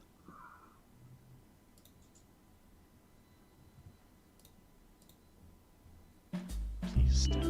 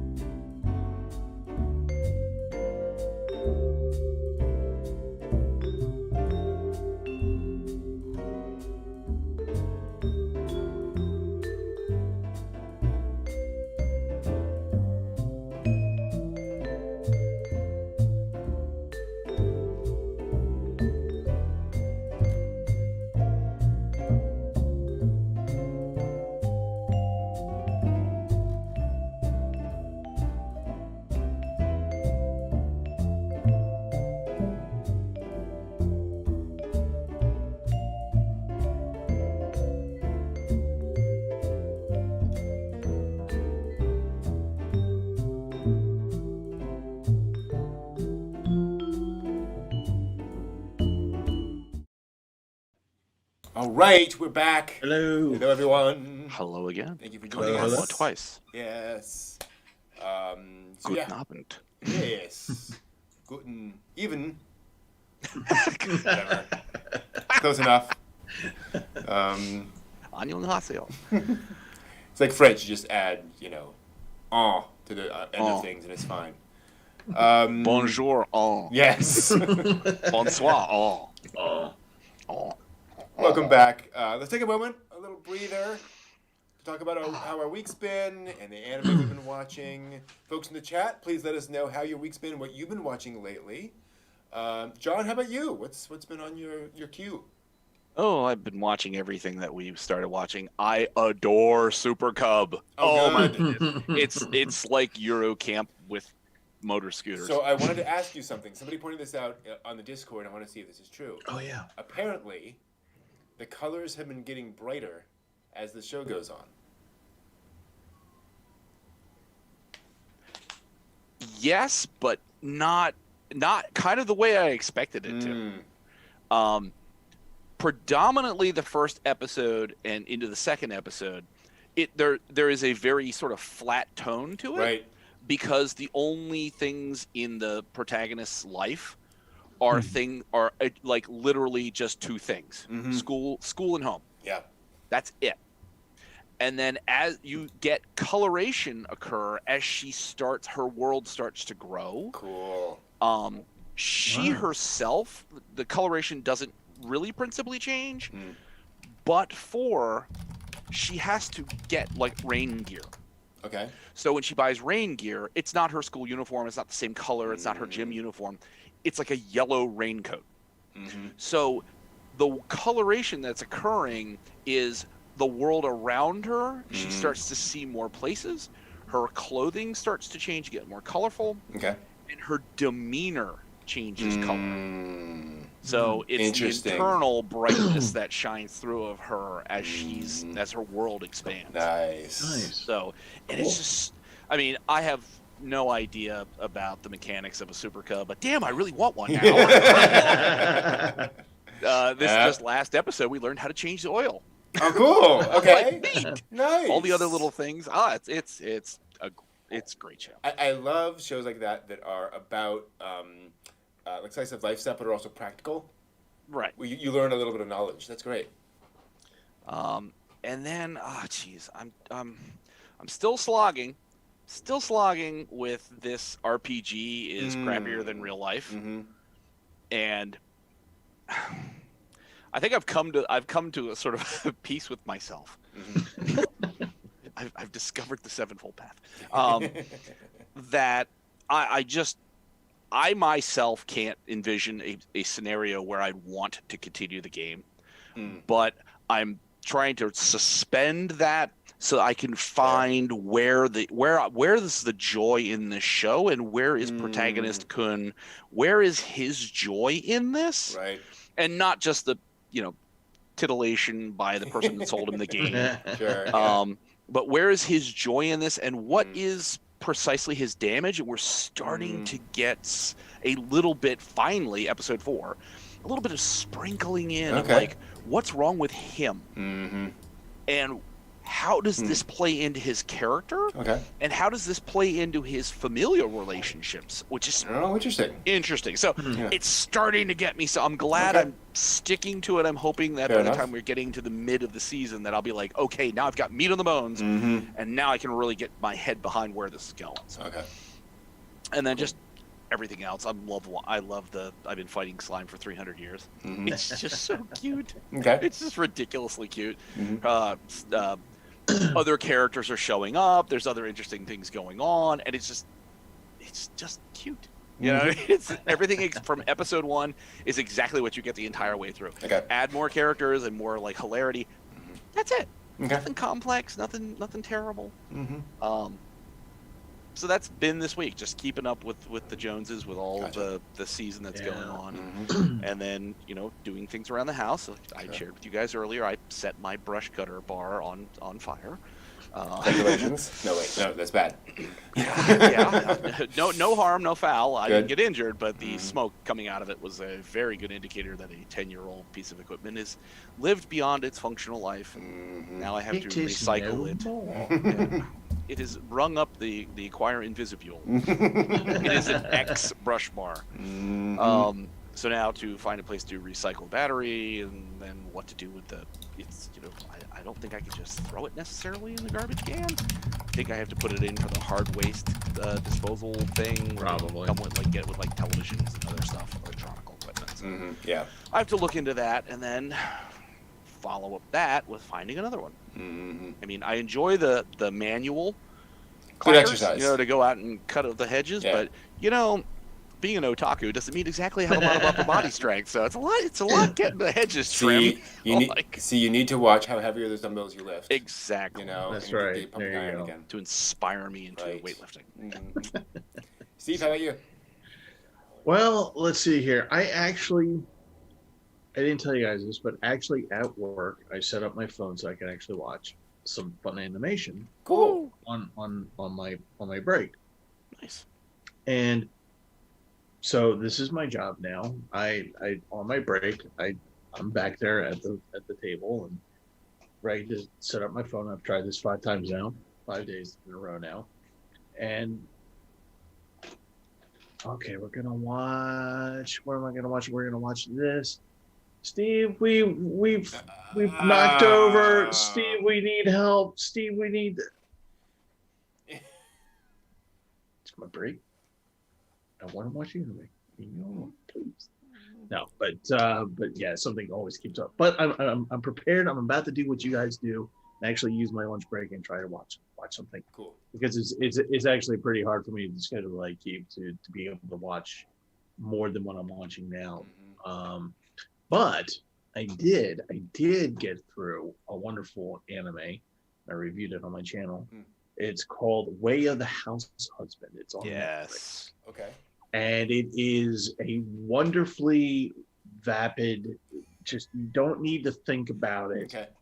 And it's just a wonderful, just look. And I realized one of the reasons why I enjoyed it so much, and I'll get that in a moment. But it's a wonderful. It's about a gangster yakuza who apparently did a John Wick thing. Okay. And Wow. he's no longer yakuza, and he disappeared, and he resurfaces as a house husband. His wife is actually going out there and is, doing the work. He's the house husband. She seems so normal. Right? Yeah, It's amazing. so freaking normal. And there's like you get a little bit of snippets of her going, yeah, well, at least he's doing better than when I found him. And then they shut to a picture of him like bleeding from his forehead, tats all everywhere. He's just like, And the guy who does his voice, who does Tatsu's voice, is Kenjiro Tsuda, who I love as a voice actor. Yeah. He's great. Did the Mao-sama retry, did a bunch of these other stuff. And the guy who does the English voice is great, especially when he sings Happy Birthday. Okay. Oh boy. Oh boy. It's like a funeral dirge. It's hilarious. Nice. And one of the reasons, and so the reason why I like connected with this thing was because before all this, I worked in a theater, and COVID pretty much destroyed that industry. And so I was a house husband for a few months there, as a former Yakuza. Right. Baltimore Yakuza, because that's how we roll here in Baltimore. Pretty much. But it was just like I was just like, well, yeah, I was doing that. Yeah, I was doing that. Like the cooking and the cleaning and just kind of enjoying it, and just having Anna come in and just be like, going, hey, what's for dinner? Oh, I made this. And just provide Turkey this thing. Tetrazzini. Yeah, there you go. In between bouts of unmitigated violence, but we're not going to talk about that part. While you're trying to get the 10 yen egg special Right, down exactly. at the local convenience. This just lasted 100 yen. I'll take the whole shit, man. That was a great line. If you can't tell, I really like the show. It's only 5 episodes. It's a good show. Okay. It's only 5 episodes, and the way that it's structured is actually was originally supposed to be filler. And so each actual mini episode is only about 3 or 4 minutes long. Yeah, it's short. Yeah, and each one has its own contained story, so you could literally drop in the middle of any of them and be fine. According to Wikipedia, it was an ONA. Yep. So just dropped online as little episodes. That makes sense. Yeah. And it's great fun. Nice. I agree, It Steve. really is. It's It good. really is. Nice. So in between trying to figure out, how to get watch anime at work and being able to do this, I also came to the conclusion that I'm going to at some point over the next 48 hours make wasabi peas. Oh. And so I'm going to give that a try. I found a couple interesting Okay. recipes. One is a 8-hour long recipe, which we're not going to do. All right. And the other one is more of a doable 60-90 minute. Okay. But interesting. Now, but- how are you doing this?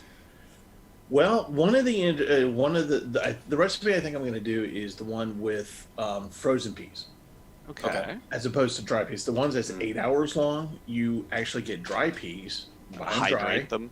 hydrate them, and then cook them, and then do this, that, and the other thing, and it takes 8 hours.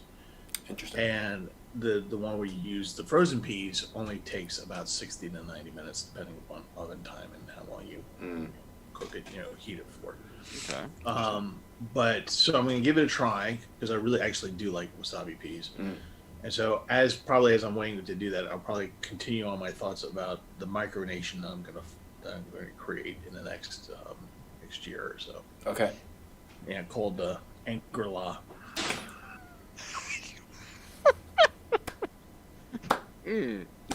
Pachinko malt liquor and wake up calls by being set on fire. What? There's. Oh gosh. Oh my. What was the name? There's a thing. Prospera. I think that. Yes, in Honduras. There's this thing being founded right now in Honduras called Prospera. It's a sort of planned city. Sort of a utopian planned city, but it's designed to be kind of a special economic zone, kind of like the ones in China. So the idea is, Honduras, not well known for being the most high-tech place in the world, which is fine. And the idea is they're going to kind of carve out an area and just set it up as this completely unique area where they can have, the latest technology, all this kind of stuff. But there's all of this interesting sort of techno-futurism around it. So if you're interested in that kind of stuff, it's a fun read, seeing kind of, Check it out. they're moving towards reality on this. Like they've got government backing and so forth, kind of move forward. And there's kind of that middle ground between this is, there are some people who seem very grounded and some people who seem like they're really pushing, in interesting directions here. So I wonder how it's going to all fall out. Well, hopefully they're not going to drop it right in the middle of pristine Central American rainforest. Actually, I don't know. Probably. Jeez. A high-tech zone. Just lumber out this, 12 square kilometers worth of pristine rainforest. And for those of you who've seen Neo Tokyo or Manie, you know how well that goes. Anyway. Utopian projects are always successful 100% of the time. Absolutely. Brasilia was a giant success for decades and decades. I've actually been watching and reading stuff this week, which is kind of cool. Reading some manga. So I finished the first volume, which is unfortunately the only volume that's out so far, of Mama Akuma, which I mentioned last week. You weren't here. Mama Demon? Yeah. So basically a hot demon guy, right, gets summoned, grants any wish in return for your immortal soul. And so he is summoned by a 10-year-old girl who proceeds to ask him to be her mama. Steve's eyebrows go up. And he's like, are you sure? She's like, yeah, I haven't had a mama. She died when I was really young. And I want a mama. And he goes, all right, that's what you want. Like, I can do that. And so he proceeds to be her mama. And cooks and cleans and does all this stuff for her. And it turns into this really sweet slice of life comedy about this guy learning how to be a good parent and learning how to be there for his daughter and so forth. And then her Can brother have shows her up. immortal soul. We can Right. reap her soul later on. Oh, how sweet. And her father shows up and is like, excuse me, not comfortable with this. And hilarity ensues. It's Dr. Girlfriend all over again. How you doing, honey? Welcome home. It's very sweet. It's really from the smoking. Yes, I am a woman. I have no idea what you're talking about. Adventure Brothers? Adventure Never Brothers. seen it. Oh, My God. Okay, talk about a watch party. There you go. So that sounds it sounds adorable. It is absolutely adorable. Again, unfortunately, only one volume available so far, at least licensed. Also read the first 2 volumes of Kaiju Girl Caramelize.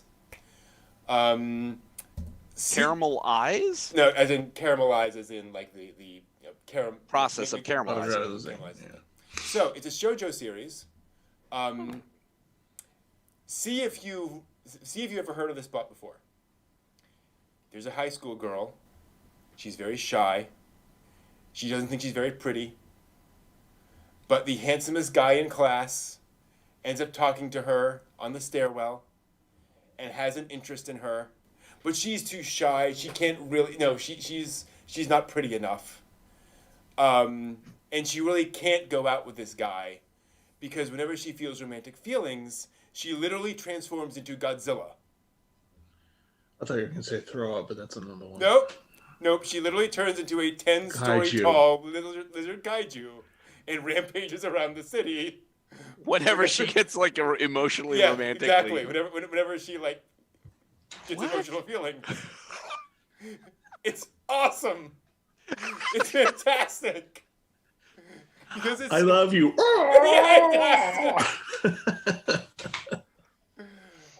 Hey, your girlfriend, she seems really nice. No, she's a real monster. I shouldn't say that about her. No, she's a real monster. And so of course she can't let anyone know about this, and so she's trying to keep it a secret and all that kind of stuff. What the hell? It's great. Ow. Wonderful. There are so many levels of How do you metaphor keep going that a here. secret? Fantastic. Is Even Godzilla better, wearing a schoolgirl skirt? What the hell? that is a problem. But she does change back eventually, and it's like, He's naked. Yeah. Awesome. Well, even worse, like if she starts feeling emotional things, like she grows a tail, Oh, God. and like her hand turns into a claw, and so I'm fine. Happy thoughts. Happy thoughts. Exactly. I'll just say this: Volume 2, he takes her to Disneyland. Oh, Does Oh, Disneyland survive? There's an incident. Read the book. I'll put it that way. So, just one of the things I'm like, this is wonderful. This is fun. It's very, it's very light and goofy, and it does do some good, like shoujo romance stuff. Where like there's stuff going on with him that he's kind of dealing with a little bit in terms of like how he's interacting with her. She's obviously dealing with her stuff kind of emotionally. So he turns into King Kong? Not yet. But it's great. And quite a lot of like kaiju jokes and references and so forth. And, I would hope so. Girl shows up in sort of a Mothra outfit and, it's Oh, it's God. fun. And it's written by a shoujo manga artist. Like, they know what they're doing. Apparently, according to them, they were in a pitch meeting with their editor and throwing ideas, and the editor was just not liking anything, and the next thing out of their mouth was, what about a girl who turns into a kaiju? No idea where that came from. The editor's like, that's a good idea. And they're like, oh, God.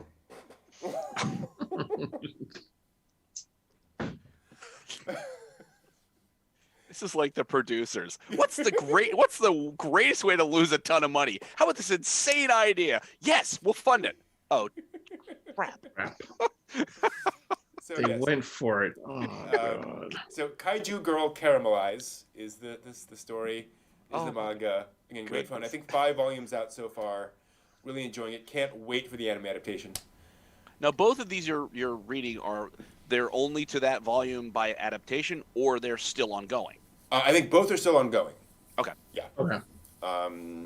They're just relatively new. Cool. On Tuesday, I've also been watching some anime, because on Tuesday I went to theaters and watched Demon Slayer Kimetsu no Yaiba Mugen Train. So I got on the Mugen Train. Yeah. And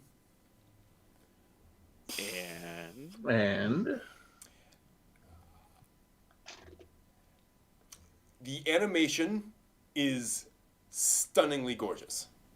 If you've seen any of Demon Slayer and you know what that animation is like, imagine that on a movie budget. Just holy crap. Full thumbs up there. And particularly like the opening sequence, which is not an action sequence. The level of detail in the imagery is just jaw-dropping. It actually reminded me a bit of, you remember the scene in Cowboy Bebop when Spike's at the graveyard? And you have all the graves on the hill. Mm-hmm. And you're thinking, on a TV budget, how did they draw all of this? That's what you're thinking, but on a movie scale. Right? Oh. It's just, I've only seen a couple episodes of Demon Slayer. Thoroughly impressed, just haven't gotten any further than that. I was able to watch it and enjoy it and appreciate it. And understand the plot. Certainly there are characters from later in the story that show up and that are there, but you can... This is going to sound bad, I don't mean this. It's kind of like a Dragon Ball Z movie. In that, only in that... Okay. You don't need to understand the backstory of the characters to understand the plot of a Dragon Ball Z movie. Right? That kind of thing. Right. But it's... thoroughly enjoyable spectacle, right? We talked before about Titanic, and why was Titanic this hugely successful movie? And I think partly it's because it was this sort of melodramatic spectacle, right? Where you go to movies for this big movie experience. That's what you get. That said, it's a 2-hour episode of Demon Slayer. There was nothing about it that made me go, oh, I understand why this is the biggest, anime film of all time. There was no, secret sauce I could tell that I was like, oh, I have to get all of my friends to watch this movie. Again, thoroughly enjoyable, great action stuff. Every character gets their, shining moment of awesome. At least one. Definitely melodramatic and big moments. But yeah, there was no... it didn't connect those dots for all time and all people. Are you sure you got the context? I think so. Did you see it subbed or dubbed? Dubbed. Excellent dub. Is Mugen Train self-contained? Yes. Well, so here's the thing. Mugen Train is one of the arcs of the manga. It is part of the manga story. They just finished the season. Okay, we're gonna adapt the next chunk of this as the movie. But it's not like the film starts somewhere that you don't understand, then it does a thing, and then it's going off into a different direction. It is very clear what's going on. I mean, obviously there are bits where they reference, the demon core and all that. And they don't explain what the demon core is, but it's the demon core. Guess right. Right. So a lot of that stuff is kind of So that's what I mean. So that's what I mean. There's no hidden context. You didn't need a encyclopedia. No. No. It was not a Takahata film. We're fine. Yeah. It's weird. Granted, again, there's a big thing that happens in the movie that is clearly a big thing for the dramatic arc of the story as a whole. Right, and it's clear that that's going to change things. Without knowing who those characters are and what's going on, you don't know the context you don't know the impact of that, but you can tell it's a big deal, right? But it doesn't take away from that. Right. That's what I'm saying. It's like, when I watch the series, this will just be great. So why did I see the film? You know what I mean? Kind of thing. It's like it makes sense to itself. The film, you can watch it, absolutely, and entirely be engaged without impact. Exactly. Okay. I would definitely recommend watching at least episode 1 of Demon Slayer just to get the context of what's going on. And what's the underlying motivation of the characters? What happened to these characters to make them go on their journey? Again, I got like 5 episodes in. I think I need a little more context of, again, the demon core and all that backstory, which I think was helpful. But I think that would be just enough to give you that information. Since you had that experience, Yeah. and now you've seen the film, Mm-hmm. you haven't figured out the secret sauce.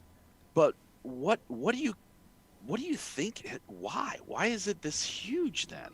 I think because it is a very satisfying movie spectacle. It is what you go to the movies for, is to see a nice big action sequence of characters doing stuff and beautiful animation and so forth. I think that's what brought people into the theater. Right? I think that's why people came back in that sense. I cannot tell you why it was the biggest thing of all time. Well, so to speak. It doesn't make sense. I will also say, there's a lot of CGI in the movie. There's a blob monster. And it's definitely CGI. In my opinion, there's CGI that totally fits into a sequence. Right. There's CGI that totally does not fit into a sequence. And then there's CGI where it's like, oh, that's CGI. I can tell that's CGI. This is very much in that middle ground, where it doesn't feel out of place, but you will definitely be able to tell that this blob monster is CGI. Right? So just be aware of that going into it. Again, I think they did a good job of it. It's just clearly that. It's like watching a mecha series with CGI mecha, where you're like, okay, they did CGI here clearly. Right. So that was the one thing where I was like, oh, that's interesting that they did that, right? But it didn't take you out of the moment of the story. Exactly. Yeah, it did not. No. Okay. So just be aware of that. Would you see it twice or more? Oh yeah. Okay. Absolutely. Yeah. So the all important question has been answered. It is worth the price of the ticket. Right. Right. Yes. That's very much how I felt. Okay. Yeah, and I would absolutely go back with people to see it and so forth. But again, it's one of those things where I'll put it this way: I'll go back and see it. I don't feel like doing so. Right? Nothing is compelling me to go back and watch it a second time. Honestly. Okay. But again, the other thing is I haven't watched all of that Demon Slayer stuff, so it could be that if I were deep in, I'd be like, oh my gosh, most amazing thing of all time. Right? I'll have to go back and digest it one more time and figure it out. Okay. Yeah, exactly. Okay. Cool. I don't know. Well, sometime in the next 5 years, we'll review it on a Saturday review anyway. So. I also watched something else because I discovered Demon Slayer is not the highest grossing non-US animated film of all time. It's the highest grossing Japanese animated film of all time. The highest grossing non-US animated film of all time is called Neja. It is a 2019 CGI animated movie that's on Netflix. So I watched it last night. It is. By the way, Demon Slayer has made $400 million in change. This movie's made $700 million in change. Wow. Yeah. And what's the country of origin again? China. China. Okay. Yeah, imagine that. It is the debut feature of its director and its animation studio. Wow. Way to roll sevens on the Yeah. dice there, eh? It had no widely known actors in the original voice cast. It was the highest grossing animated film in China. The second worldwide highest grossing non-English language film of all time. Wow. Yeah. And grossed $725 million. It was Did China's. we just miss it or something? It came over to U.S. theaters in August of 2019 in IMAX. Yeah. Wow. Okay. And Got nothing. And as I mentioned, it's on Netflix. Stephanie Sheh is in the voice cast. It's got a solid English dub. So I watched it. Really impressed. It's very much DreamWorks animation in sort of tone. So action comedy. Think sort of Kung Fu Panda. Very much in that kind of that feel. Based on a You know how Journey to the West is this absurdly long novel epic thing? Right. Similar yeah. kind of thing. It's this, ancient Chinese novel that goes on forever. This is one chunk of it. Basic premise is, I'll see what kind of makes sense. There's this ancient thing that gets divided into a blue pearl and a red pearl, and they're divided up. The blue pearl is ice. The red pearl is fire, basically. The fire pearl gets incarnated in a woman. They both actually ended up getting incarnated, and it is this evil demon child, basically. The human parents decide to raise it as their own, knowing what it is, and try to give it a normal, good human life, despite it having crazy demon, evil demon powers. The little kid in The Incredibles? Yeah. Think Jack. Okay. Jack, but evil. Oh. Yeah. Yikes. And so it's like Brightburn? It's what? Like Brightburn? I'm not familiar with Brightburn. That's the movie where if Superman was evil. Oh, okay, gotcha. Yeah. That's the basic concept. So the idea is really it's about this kid who has a big chip on his shoulder because everyone treats him like an evil demon, and everybody treats him like he's going to destroy everything. And he's kind of dealing with that, kind of his path. I'll put it that way. Okay. His journey through all of that. Can you redeem someone and all that kind of good stuff. What really impresses me is that he's a little jerk, but they really do a good job of making him relatable. Normally, I don't like characters like that, but I had no problems enjoying, watching him being a toddler, basically a fussy toddler, really. He can speak and so forth. Oh my gosh, the animation. It's extremely well done. In particular, so imagine Kung Fu Panda, made by people who spent their entire lives soaked in martial arts movies, where you get there's a scene at the end where there are 4 martial artists all trying to grab a brush out of the air, and they're all like grabbing for each other and pulling each other down, and one person's grabbing and somebody else is throwing out like a ribbon to pull their arm down, and it's this like 2-minute scene of all of them doing this incredibly crazy acrobatic dancing back and forth to get it. I smiled throughout the entire sequence. It is just wondrous. Wow. It was one of those things where it's like, this is what I go to the movies for, is this kind of stuff.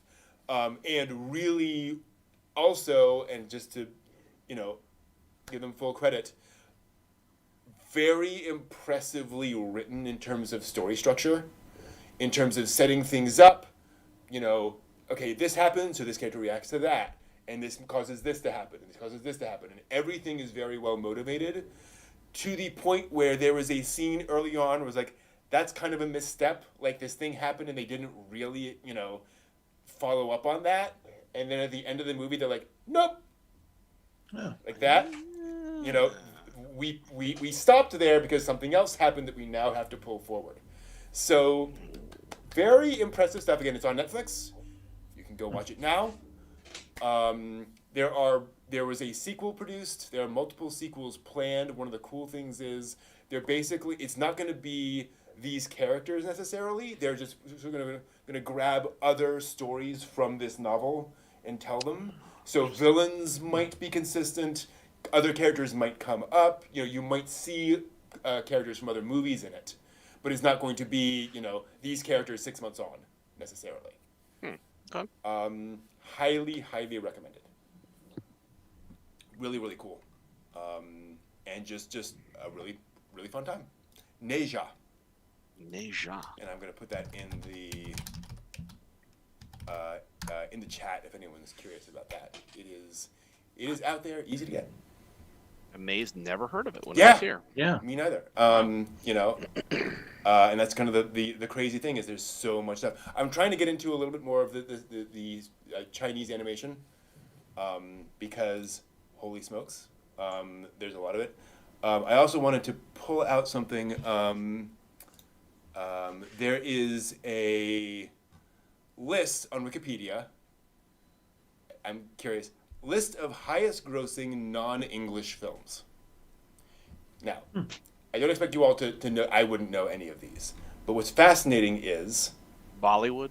Or any of them Bollywood? Okay, so, country of origin. Going from top to bottom. Well, top to as far as down we go. China. Mm-hmm. China. China, this film. China, The Wandering Earth, which is an adaptation of the Three Body Problem authors. Yep. Yep. China. Okay, actually, I'm going to do it by language because that's more fun. Mandarin, Mandarin, Mandarin, Mandarin, Mandarin. Aramaic, Latin, and Hebrew. Can you guess what that movie is? The Passion of the Christ. Yes, The Passion of the Christ Oh. is the 6th highest grossing non-U.S. film at $612 million. That's unexpected. Yep. Mandarin, Mandarin, Mandarin, Japanese. You know what that film is? Don't look it up. The Tale of Princess Kaguya. No. We've been talking about it, though. Demon Slayer. Demon Slayer Mugen Train. Yes. Number 10. Wow. China, Mandarin, Mandarin, Mandarin, French, The Untouchables from 2011, Oh yeah. Mandarin, Mandarin, Japanese. Spirited Away. Yes. Well done. Mandarin, Japanese. This ties in really My Neighbor Totoro. No. Damn it. Fairly recent.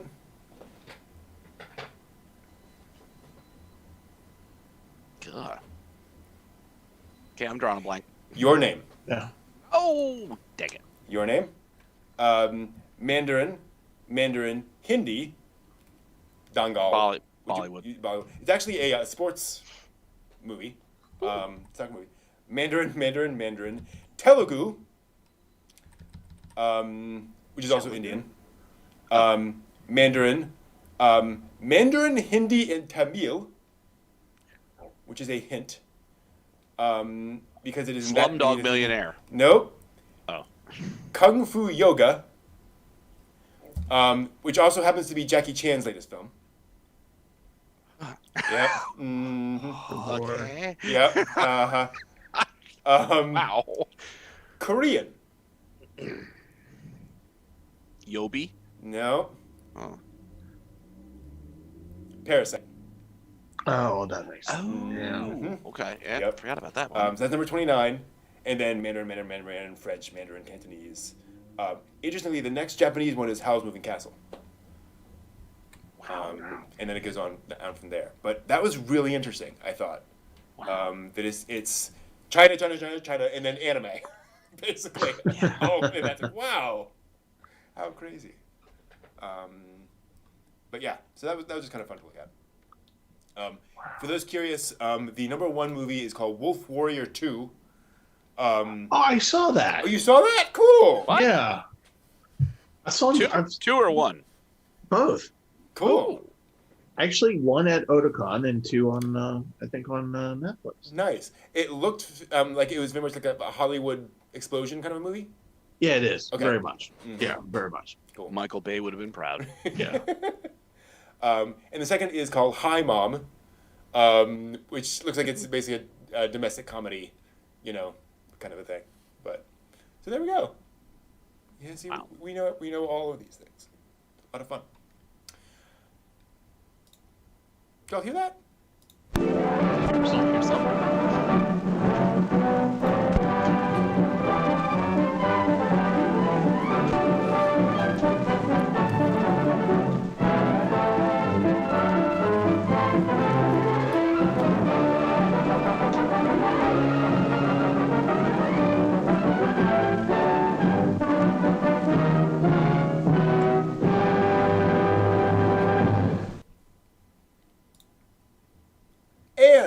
welcome to the latest anime news for the week ending May 2nd, 2021. Wow, my hat looks ridiculous, but that's okay.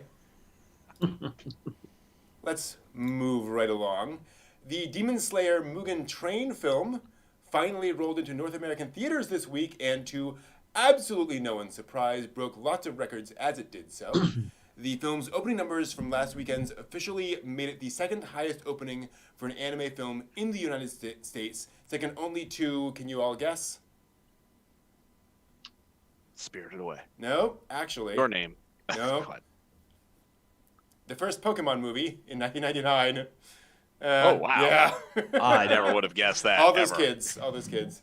Wow. However, since Pokemon the first movie came to the US theaters with an English dub, Mugen Train also had the biggest opening for a foreign language film ever in North America. Though the numbers for the subbed and dubbed versions of the films aren't separated in the report, so it's difficult to say for sure. Mugen Train did gross more than $21 million in its opening weekend, which already sets it as the fourth highest grossing anime film in North America. Behind the first two Pokemon movies and Dragon Ball Super Broly. And finally, the record that Mugen Train has been steadily creeping towards since its October debut in Japan. Thanks to the North American opening, it has now officially overtaken Spirited Away to become the highest grossing anime film worldwide. It sold almost 37 million tickets worldwide and brought in almost 48 billion yen, which amounts to around 443 million US dollars. Spirited Away's total was 47 billion yen, and despite the fact that the beloved Ghibli classic was released 20 years ago, the Japanese yen has only seen 2.5% inflation since that time. Mugen Train has truly earned its spot. Wow. Yeah. Jeez. So the Mugen Train continues to rumble down. It's nuts. Yeah. As I mentioned before the show, I did get a chance to watch it this week. Thoroughly enjoyed it. Thoroughly impressive. If you're a Demon Slayer fan, it will definitely, it'll be there. Although I do have to say, there was a guy in the theater. There was the guy in the theater who, as we left, I got up, and he was fine throughout the thing, but as we left, I was behind him, and he said, "The thing is, we came in and there was, they didn't explain why this guy was there, and I just wish they would have explained that thing, because, I come into a movie like this expecting," and I'm like,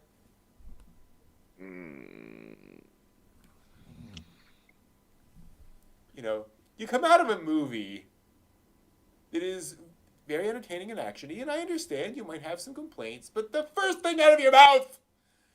Anyway. But yes. Don't be that guy. Don't be that guy. Yeah.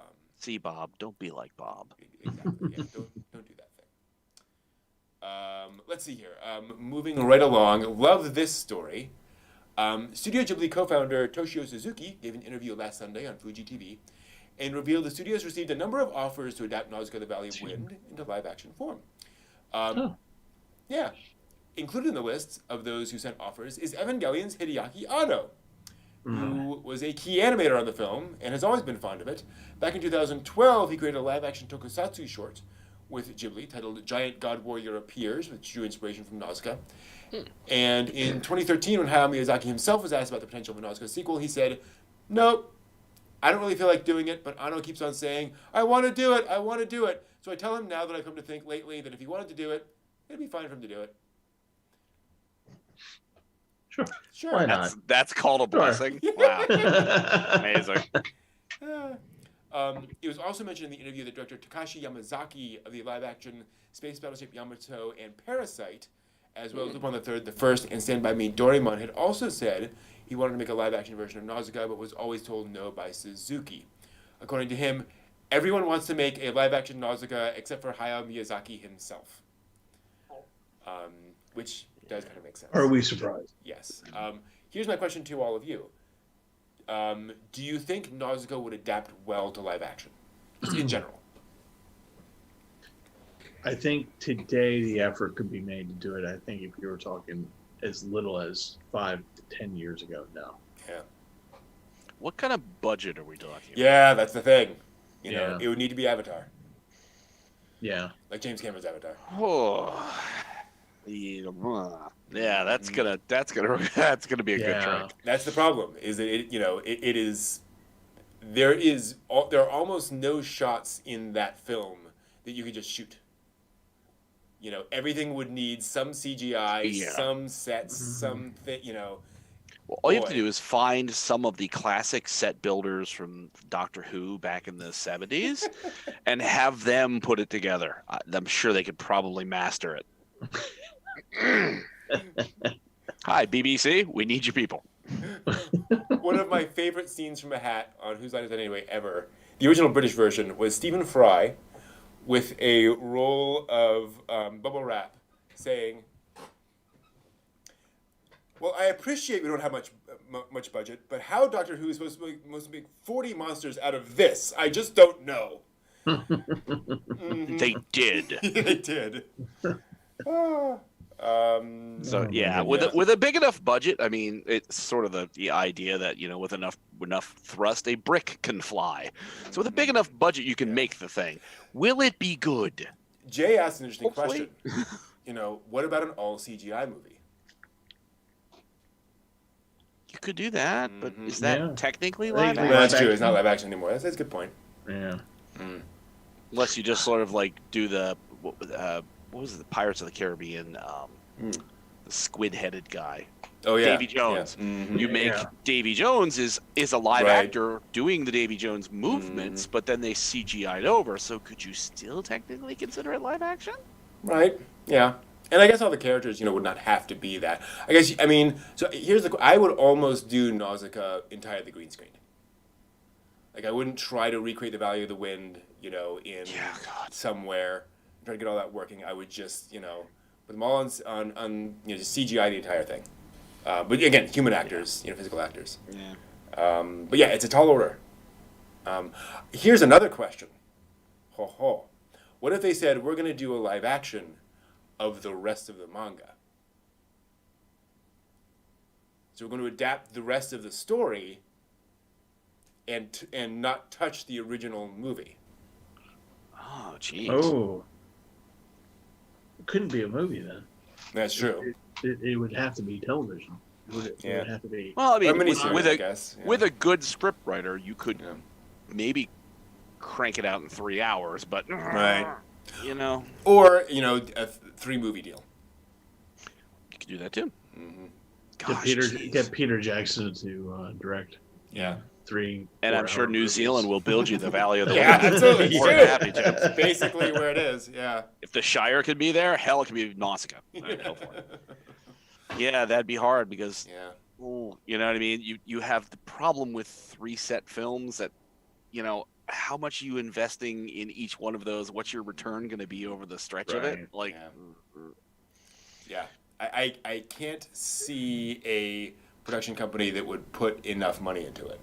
Yeah. Right. This is not Lord of the Rings. It's not, these other things. Yeah, which how many permutations were there of Lord of the Rings before Peter Jackson hit it, out of the park? And Ralph Bakshi? 2. Right? Yeah, it was Ralph Bakshi and... just Ralph Bakshi, actually. He did the Hobbit version. Wasn't there another adaptation that somebody had done?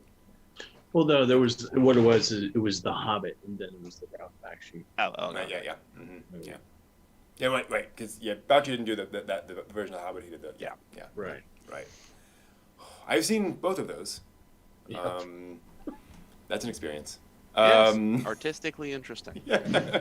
I actually saw the Ralph Bakshi in the theater because my grandmother thought it would be more like The Hobbit. Wow.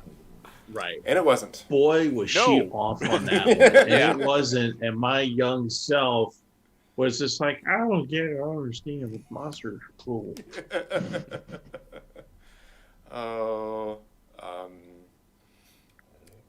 Yeah. And then it was the double header with wizards. Yeah.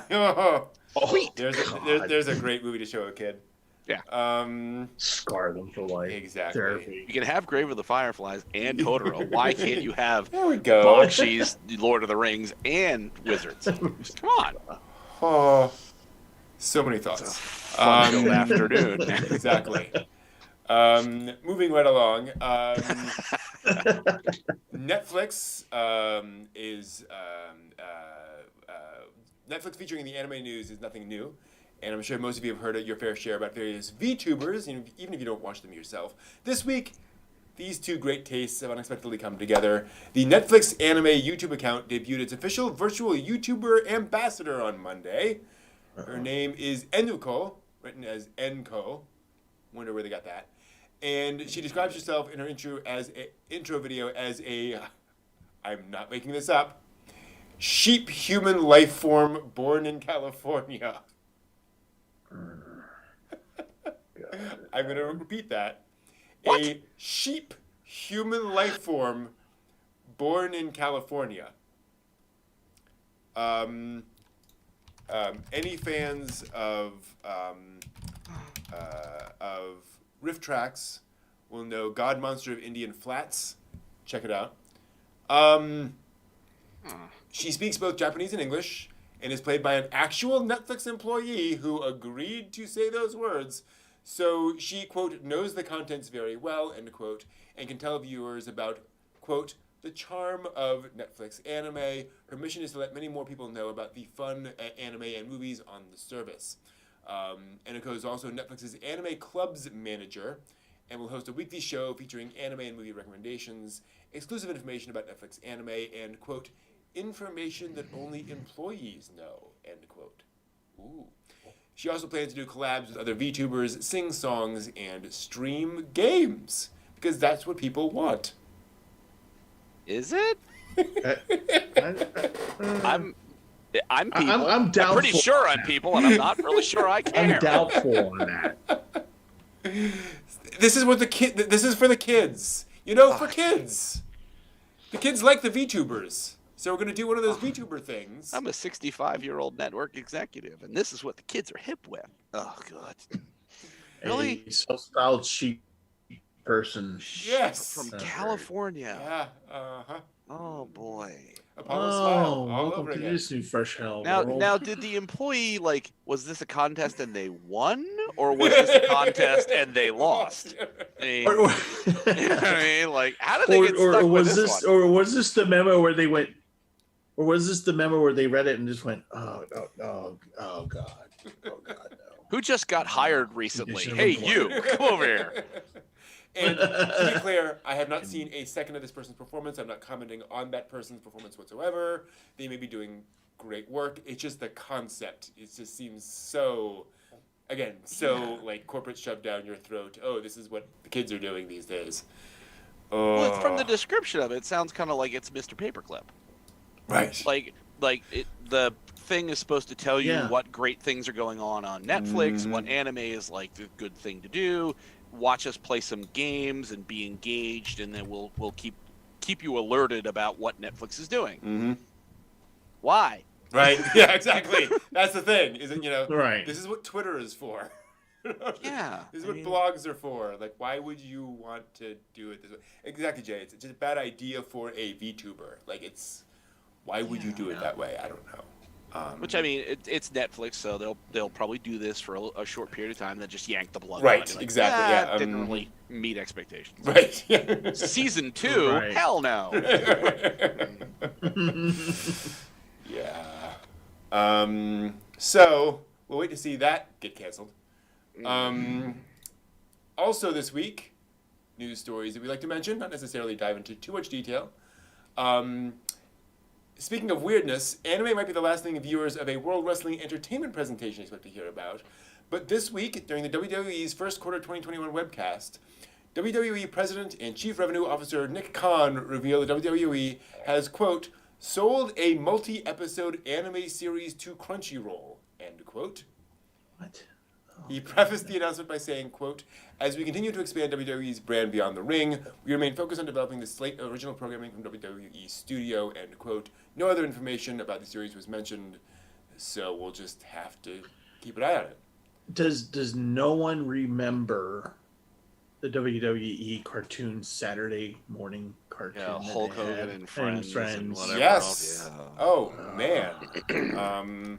Hulk Hogan's Rockin' Wrestling, if I recall correctly. Yeah. Oh, God. Well, I mean, essentially, isn't this just going to be God of High School WWE? Well, here's the thing. Probably. I mean, Here's the thing. I actually think anime is a really good fit for professional wrestling. You know, Yeah, okay, an argument can be made you for know, that. it's think any over-the-top shonen series. Think Dragon Ball Z. It's basically professional wrestling, right? it's JoJo's Bizarre Adventure. Yeah, Right. Actually. exactly. Yeah. Wacky costumes, weird hairdos, all kinds of bizarreness.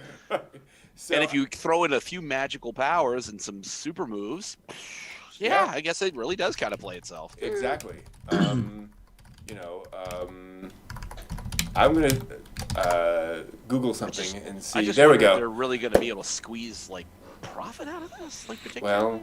Well, I suspect they don't even care about profit. I suspect this is how do we get the brand in front of more eyeballs? Awareness. Yeah. Awareness, Raising exactly. awareness. Yeah. Okay. Let's just hope it doesn't look like X-Arm. That's all I'm saying. By the way, You can never unsee that once you see it. it's also a muscle. Absolutely, Jay. You're right. Kinika Man. That's absolutely professional wrestling. I couldn't remember the name of X-Arm, so I just Googled Crunchyroll bad original series, and it just popped right up. Like, wow. Oh, what is it? Kimono mask, and not kimono, but kemono, animal mask. Okay. From 2 seasons ago, Okay. where a guy is like a wrestler with his little dog. Okay. And he's Oh, about right, to do right. like Yeah, a yeah, yeah. flying jump into the ring, Yep. and he like gets teleported to a new world to fight the demon lord, and he like German suplexes the princess who summons him, and then it's him having an otherworldly pet store, and there's a wrestling thing. There you go. And your tiger mask, classic, anime character, totally. So yeah, I mean, actually, that could be a thing. Is it gonna be good? Yeah. Exactly. Who cares? I watched God of High School and I enjoyed it. There we It go. was not good, but I enjoyed it. Weak on the plot, but great on the fighting. Hey, there we go. Boy, I'm not going to comment on that at all. So many things came to mind. The online 10th anniversary event for the Puella Magic Madoka Magica franchise revealed last weekend that a new film is in the works, subtitled Churning the Tide of Walpurgis. The film will be an official sequel to 2013's Madoka Magica the Movie Part 3 Rebellion, and will feature a returning staff and cast from the original series and films. Gen Urabochi commented on Twitter that he's, quote, glad it's finally seeing the light of day, end quote, and revealed he actually finished the script several years ago after finishing Kamen Rider Game in 2014 and before starting on Thunderbolt Fantasy in 2016. He said, this is kind of weird, if I think about it, this was the last time I was able to write lines for cute girls all by myself. Okay, Urabochi. Okay. What? Sure. Was that supposed to be an interior thought I that think just so, came out of the mouth? He finally took the training wheels off of my career, and I can now write it by myself. Okay. You made your mom very proud. Yeah, exactly. Speaking of anime directors, director Shingo Natsume, a One Punch Man, Space Dandy, and others, is reuniting with Studio Madhouse to produce the original sci-fi survival TV anime Sunny Boy, set to premiere sometime this year. Drama is about 36 boys and girls who are suddenly transported to a school adrift in an alternate dimension and have new superpowers awakened within them. Sounds fun. Studio 3 Hertz is also creating a new original TV anime with direction from Yasuhiro Irie of FMA Brotherhood and script supervision from Nobuo Kimura of Gundam Build Divers and Gundam 00. The anime is called Healer Girl and depicts the world of the, wait for it, Healer Girls. Shocking. High school girls who cure people with, wait for it, singing. Music. Oh, good. Lapis relights. The we main go. cast are also, wait for it, members of a real-life voice actress unit Of course they are. called Healer Girls. Writer Kakeru Kabushiri announced this week that the Dawn of the Witch light novel series is inspiring a TV anime. It's set in the same fantasy world as Grimoire of Zero, Oh. which is now at peace after 500-year conflict between the church and witches. Yeah. Cool. Director Masanao Kawajiri revealed on Tuesday he's directing a new film to debut in Japan in 2022 called, and this is the actual title, Yeah. Cherry and Virgin. It is described as a nervous romance animation who follows the relationship of an H manga artist who is not used to women and Ami, a fujoshi with a poor impression of men, and will feature rotoscoping, manga, and live action elements. Oh boy. Oh, I went on a roller coaster in that one. I gotta say, I just went all over the place with that particular news story. Wow. Oh God! Thank God it's after 10 o'clock. Oh. I saw that it was an ANN article earlier this week, and I was just like, "It's called what?" Like, oh my! I didn't realize it was going to be rotoscoping manga and live action elements. Like, here's the thing. Boy, this could be a train wreck. It's either going to be a train wreck or it's going to be incredible. Like, one of the two. There's no middle there's ground not here. any in between there. No. Like, oh, boy. But 2022, we got something to look forward to next year. Yes, we do indeed. Oh, dear God. Waiting with nervous anticipation. Yeah. Can I? Yeah, I will. There's a Mystery Science Theater movie where this cheesy fantasy movie.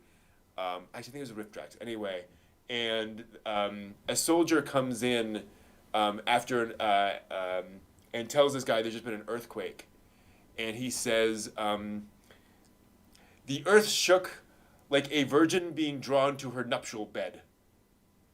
And it's like, and everyone's like, ew, but that's a really good metaphor. like you know, Yeah. the I mean, writer thought that one through. Like, okay, you know. that would be really good in like a medieval movie or Right, something, you know. like castles and other things. That would be wonderful line. Or Cinemax porn. Yeah, exactly. Yeah.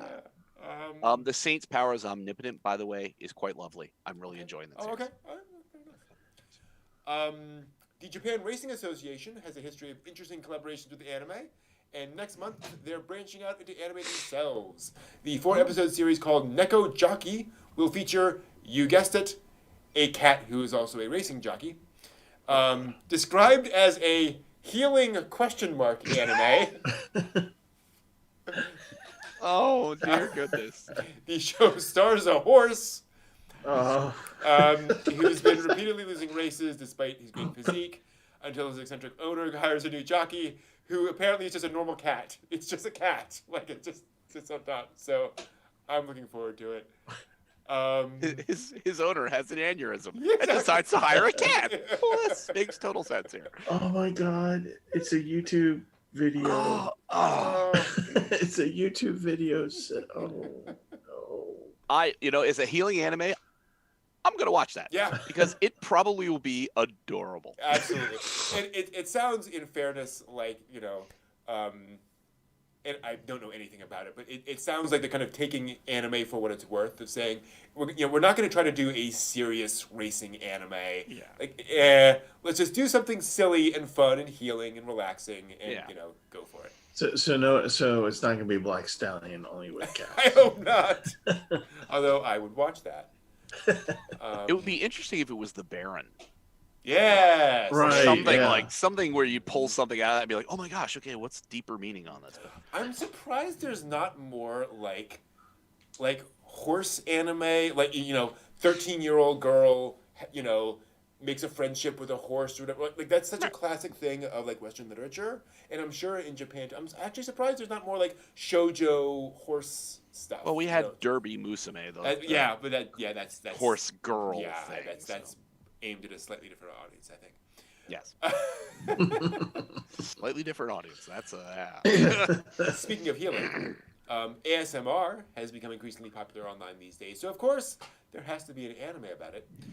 The new "Can I Make Your Ears Happy in 180 Seconds" TV anime, yeah, that's the title, will premiere in October and it'll feature the story's heroine and her classmates sharing various forms of ASMR in 180-second episodes. ASMR. ASMR. I forget the title, but it's where somebody says things into sounds into a microphone, and it's supposed to be very relaxing. Oh, the sleeping boyfriend or girlfriend anime they had a few seasons ago, where it was just you hear very gentle tones, very gentle talking, and it looks like you're laying down with, interesting. with the boyfriend or girlfriend. Yeah. It's literally just making noise that may or may not be pleasing to you. Like I think there was like one girl who was eating raw fish, and it was the sound of her eating. Yeah. Autonomous sensory meridian response is the term for it. To be clear, it is a thing that happens. Not all ASMR videos actually produce that effect. People just produce videos to see if people will respond to it, if it will actually do that. And it varies by person. So it may just sound like weird squelching sounds to one person, maybe relaxing to somebody else. But anyway. Now, does it harmonize with the tracking chips from the vaccine? Oh, I'm sorry. It's a tuning device. Oh, damn it. The ASMR tells me what to do. Meanwhile, anime studio UFO Table, who did Fate Stay something or other and Demon Slaying something, I don't know, opened their official YouTube channel this week. So far, the first 20 videos are promos for the Fate Stay Night Heaven's Feel film trilogy. But the channel promises to upload more content, including videos introducing their various works and related videos produced by the company, so that should be cool. Naoki Urasawa, the acclaimed manga artist behind 20th Century Boys, Pluto, Monster, and others, also opened his official Urasawa channel YouTube this week. He plans to talk with various manga artists, demonstrate his manga drawing techniques, and even hold live drawing sessions on the channel. His first video, titled, you guessed it, Manga Artist Urasawa Naoki is Starting YouTube, features him drawing the banner illustration for the channel, which takes him 10 minutes, because it's Naoki Urasawa. But that sounds cool. He's actually done, he actually does a series called Naoki Urasawa no Manben for NHK, where he films a manga artist at their desk, and then talks to the manga artist on camera afterwards about their process. So he's very interested in this thing of how his manga actually made, for real. Right. Kadokawa announced this week it's acquired the U.S. light novel and manga publishing company J Novel Club, with the intent to strengthen its ebook business and expand its light novel business in the English market. It plans to reinforce J Novel Club collaboration with its Bookwalker global online manga and light novel service, and to release more new titles first digitally, while complementing and contributing to Yen Press, which Kadokawa also jointly owns. Let's hope What's there that works any out. trust laws look like over there? Yeah. Yeah, right. Yeah. Well, I'm sure there are enough of them at the moment prolific anime composer Shunsuke Kikuchi sadly passed away this week at 89 years old. He composed for numerous anime, live-action series, and films, including the first Kamen Rider theme song, the opening theme song and soundtrack for Doraemon, soundtracks to Tiger Mask, Dragon Ball and Dragon Ball Z, Get a Robo, and many more. He received numerous honors for his work over the years. So, sad to see that passing. Kanajo revealed this week that it and the Ministry of Health, Labor, and Welfare of Japan are posting 2 currently relevant chapters from Akane Shimizu's Cells at Work manga on YouTube in motion comic format, aka the manga with added sound effects, in Japanese, English, and Hindi, because the chapters posted are the series' final chapter, New Coronavirus Disease, and a brand new COVID-19 vaccine chapter, which was supervised by Shimizu and drawn by artist Kairi Meku. So, getting that out there. I was going to say, I enjoyed the end of Code Black and the cliffhanger for the end of Code Black. Oh, really? So, okay. Yeah, it's they obviously they've struck on a good thing. Although I read something, I can't remember where I read it, that said the second season of Cells at Work, not Code Black, but the regular season was just kind of meh. Okay. That Code Black was really where it was, where they really spent the effort to make it like, wow, this is shocking and interesting and crazy things going on. So it's like, okay, I got you. Yep. Interesting. Yeah, I'm It's all for that. interesting it's in Hindi as well, Yeah. considering the massive number of cases that are popping Right. up daily in Right. India right now. Yeah. Well, remember, the anime was aired in China.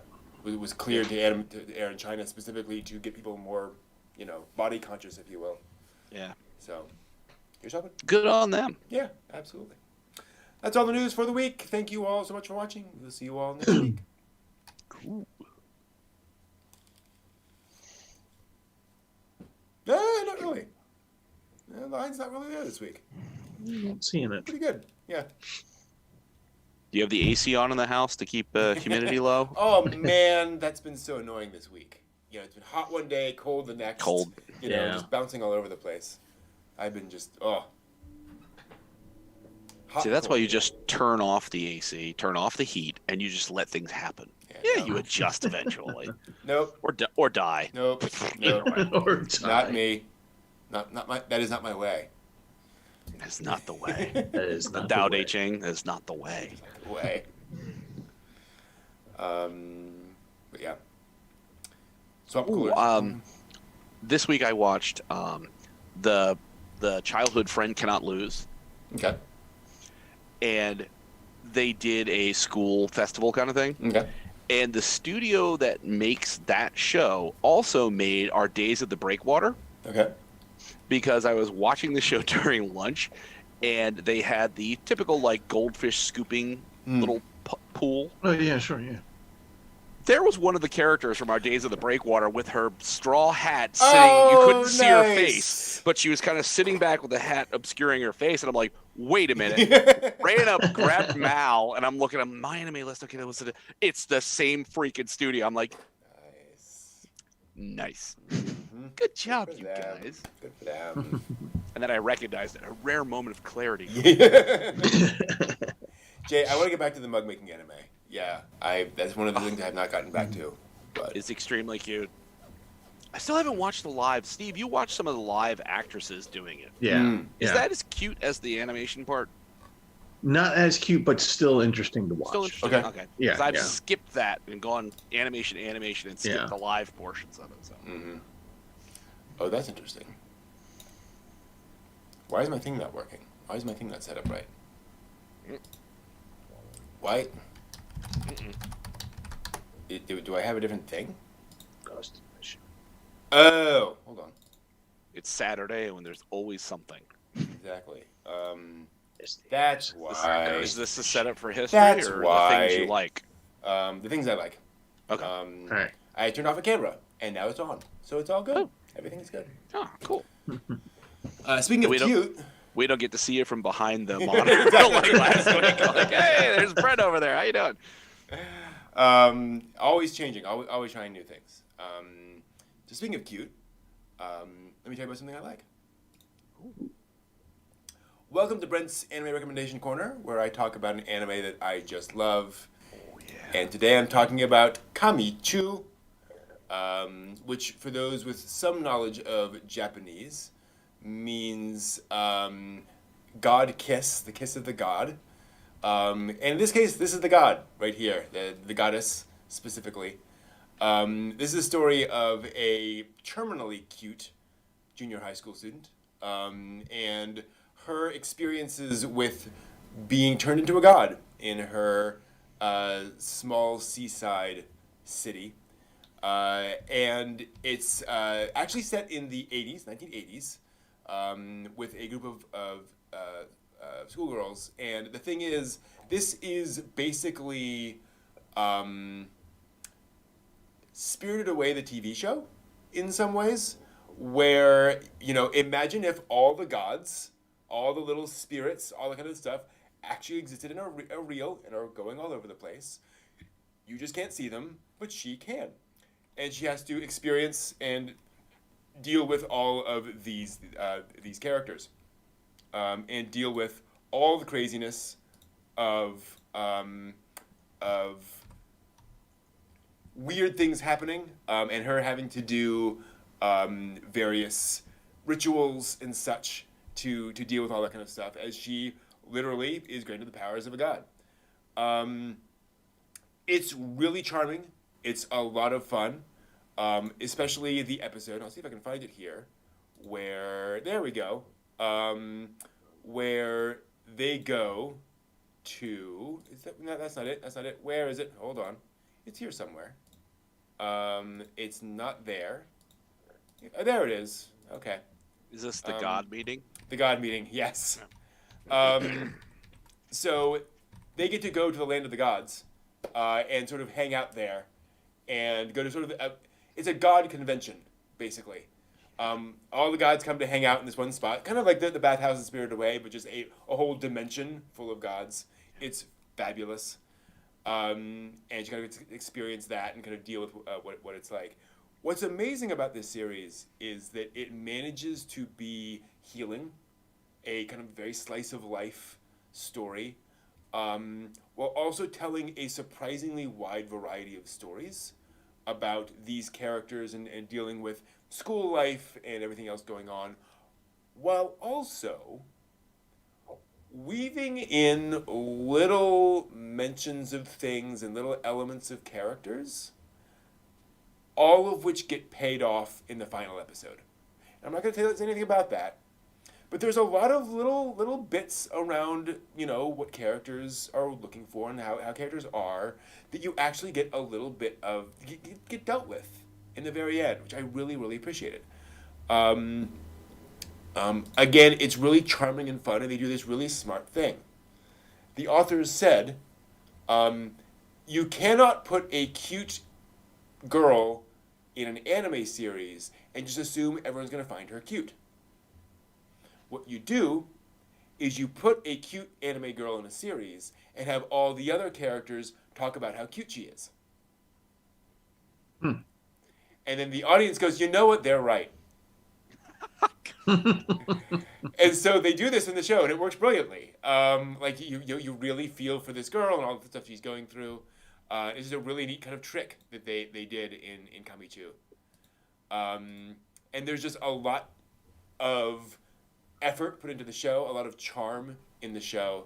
Again, if you like Spirited Away, that sort of concept of dealing with the gods, it's very much that concept spread throughout 12 episodes of an anime series, and just a lovely little healing show. So that is Kamichu.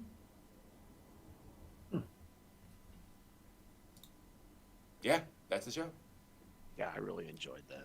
It was a cute. Never seen it. Kamichu. It was very, very cute. It's very cute. Also, one of the first anime I'm aware of where they did a simple opening credit sequence for the broadcast and then redid it for the DVD release. They did the real one for the DVD release. Where it was a very simple, it was basically a montage sequence when it broadcast, and then released it on DVD. They did a whole new sequence, same music, same song and everything, but you actually get to see all of the all the credits are incorporated into the scenery that you see. Right. But that's not in the original broadcast. Of course, because it drove sales of the DVD. Well, actually, it wasn't that. It was they didn't have time. So I mean, that helped certainly, but they basically said we could only do so much, and so we decided to just kind of focus on this and say, okay, we'll have time when we get to do the DVDs. They also did Read or Die, which had this. It's actually fascinating. The Read or Die TV series. Read or Die is a series about books, and so there are lots of shots of libraries and books. And in the original broadcast, especially in episode 1, none of the covers have titles. They're just, colors, just basically. Yeah. When you watch it on DVD, though, they went back in and added detail to all the spines. Oh. Because they actually had time to do so. Cool. So yeah, little stuff like that. That said, I'm trying to remember. That's right. We do have some history. We have some history for today, actually. Let's talk May about this 1st? real quick. For May 1st. I need to pull up the actual... World Unite. Yeah. Some notes on this. So I actually have this up here on screen. That's cool. Because this is a complicated one. One of those things where there are many firsts, kind of like this. So let's talk about that. Welcome to This Week in Anime History, where I talk about things that happened this week in anime history. Particularly today in anime history. On May 1st, 1961, saw the premiere of Otogi Manga Calendar, aka Instant History, which was the first anime television series. Now, you may hear that phrase used a lot. It was the first serial, entirely animated series aired on Japanese television. They are 3 minutes long, each episode. They basically, it's about historical events where a character who's not aware of what happened on that day in history, and it was literally this day in history kind of a thing. They would use photographs, film footage, and animations mixed in to explain the historical event. So it was the first television series with animation in it, and it premiered in 1961. Astro Boy was the first weekly half-hour animated TV series in Japanese history. And there were other things that were the first animation showed on television in Japan. This is the first animated television series in Japanese history. The director was actually a mangaka who was doing a manga called Fuku-chan at the time. It was broadcast on Fuji TV originally, sponsored by Meiji Seika, and then recycled on TBS the next year, sponsored by Kirin, because of course, beer. Also known as Knowledge University, or Knowledgeable University, broadcast on Mainichi Broadcasting in 1966. 2 seasons from 1961 to 1964. And that is what premiered this week and today in anime history. Wow. Yeah. The style of it is really... yeah. It's Western. Definitely very not Astro Western Boy. Looking. No. Yeah, it's interesting. And again, it's one of the weird things about these sorts of things is that there's... Because it's this kind of combination of different mediums and so forth, like one episode being completely different from the next episode, and you know, I'm also curious about an instant history thing that shows cavemen, like this week in cavemen history. Really? That's why it's called prehistory, right? You're aware of that? But yeah, Japanese thing. The other thing I'm not sure of, and I'm gonna see if I can pull up that image again. Just double checking. I'm not sure. No, it's not. I thought he was holding up a can of beer. I was like, oh, okay, it's Kirin, but it's not. Here's our tie-in. Yeah, exactly, but it's not that. Astro Boy would do that. They would have no problem throwing candy into their show. But apparently that's not in this case, at least. Mm. Well, not in that image. Not in that image, exactly. Can't guarantee at all. Well, geez, and what show am I enjoying so much? Super Cub. That every opportunity, Honda made in Japan is everywhere. Like her changing the oil, literally 2/3 of the screen is the side of the engine block that says Honda made in Japan. And all you got is this little tiny slice of her trying to undo the oil plug. Wow. So little bit of movement, entirely focused on the word Honda. Mm-hmm. Like, I hear you. I got you. I want one now. Thank you. Now that I know where to get it. Exactly. Hello, Kawasaki. No, damn it, put the phone down. Apparently, when a bunch of U.S.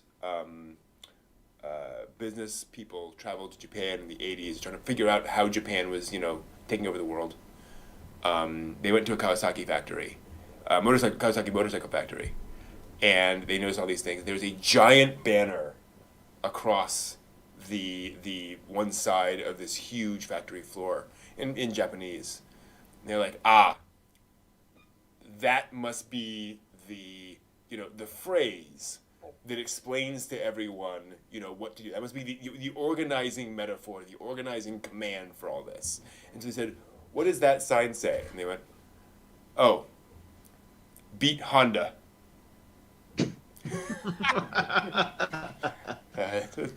That is an organizing principle. Yeah. Pretty good. Complicated, very, very Yeah. detailed plan there. Speaks to a deep psychological need to beat Beat Honda. Honda. Beat Honda. Well, I have a question for you all. What did we learn on the show tonight, Brent? Perfect as always. Thank you so much for that. And when is our clip going live for the singing thing that we talked about last week? Well, we got to become VTubers first. Ah, damn it. And then, Okay. See, there we go. Speaking of yes, that's what I learned is that in order to be popular, you have to be a VTuber. That's clearly the next step. That's clearly the required step in popularity. Yeah. I learned there are a lot of ideas out there for how to be popular. Not all of them necessarily effective. or good. What's good mean? Exactly. Who knows? Might turn out fine. I discovered I am looking forward to a nervous romance anime more than I thought I would. Because I'm curious. And I learned that I really want to see a cat jockey. All right. I want to see how Nice that turns healing show. out. Healing? Healing? Well, it's exciting because there's horse racing, but it's healing because it's a cat. Right. Sure. Yeah. That works. I learned I'm going to have to go see Mugen Train, which means I'll have to see whether it's playing this weekend at a time I can see. Mm-hmm. So, because I want to be in on the Mugen Train. I want to be in on this. Mm-hmm. And that we're still just, it's so nice. So much anime to sort through. And, oh, God, so much anime to sort through. Have we gotten any announcements for next season already? Oh, other yeah. than, like, news announcements of 2022, something's going to happen? Oh, yeah. Yeah, we know a good chunk of them. Is it as dense as this We season? won't know for a little bit. Is it shaping up to be as dense? I don't. Again, I can't say off the top of my head. I think haven't this looked, to be morning I managed to get in 3 separate series, 1 episode each, honest. Okay. and that's in addition to what I'm watching all week. Mm-hmm. So it's like, you know what I mean? I'm making heroic efforts. Mm-hmm. There's a lot. I mean, there's a good number of anime on here. I would say it doesn't look as big, but who knows? Just saying, there's Slime Season 2. Yes. Which Slime Diaries is quite cute. Miss Kobayashi's Dragon Maid Season 2, I believe. Oh, yes. Wow. Yeah. Mushiko Tensei Season 2. Okay. Otome Game no. I'm sorry. My Life is a Villainess Season 2. Hooray. What's the name of that? This is not showing it in English titles. Come on. Well, what's the Japanese title? 100 Men no Inochi no Oe no Iro wa Teteru. I'm Sending on a Million Lives. I was going to say, like, I know that. I know that. Maybe it is that one. I'm not sure.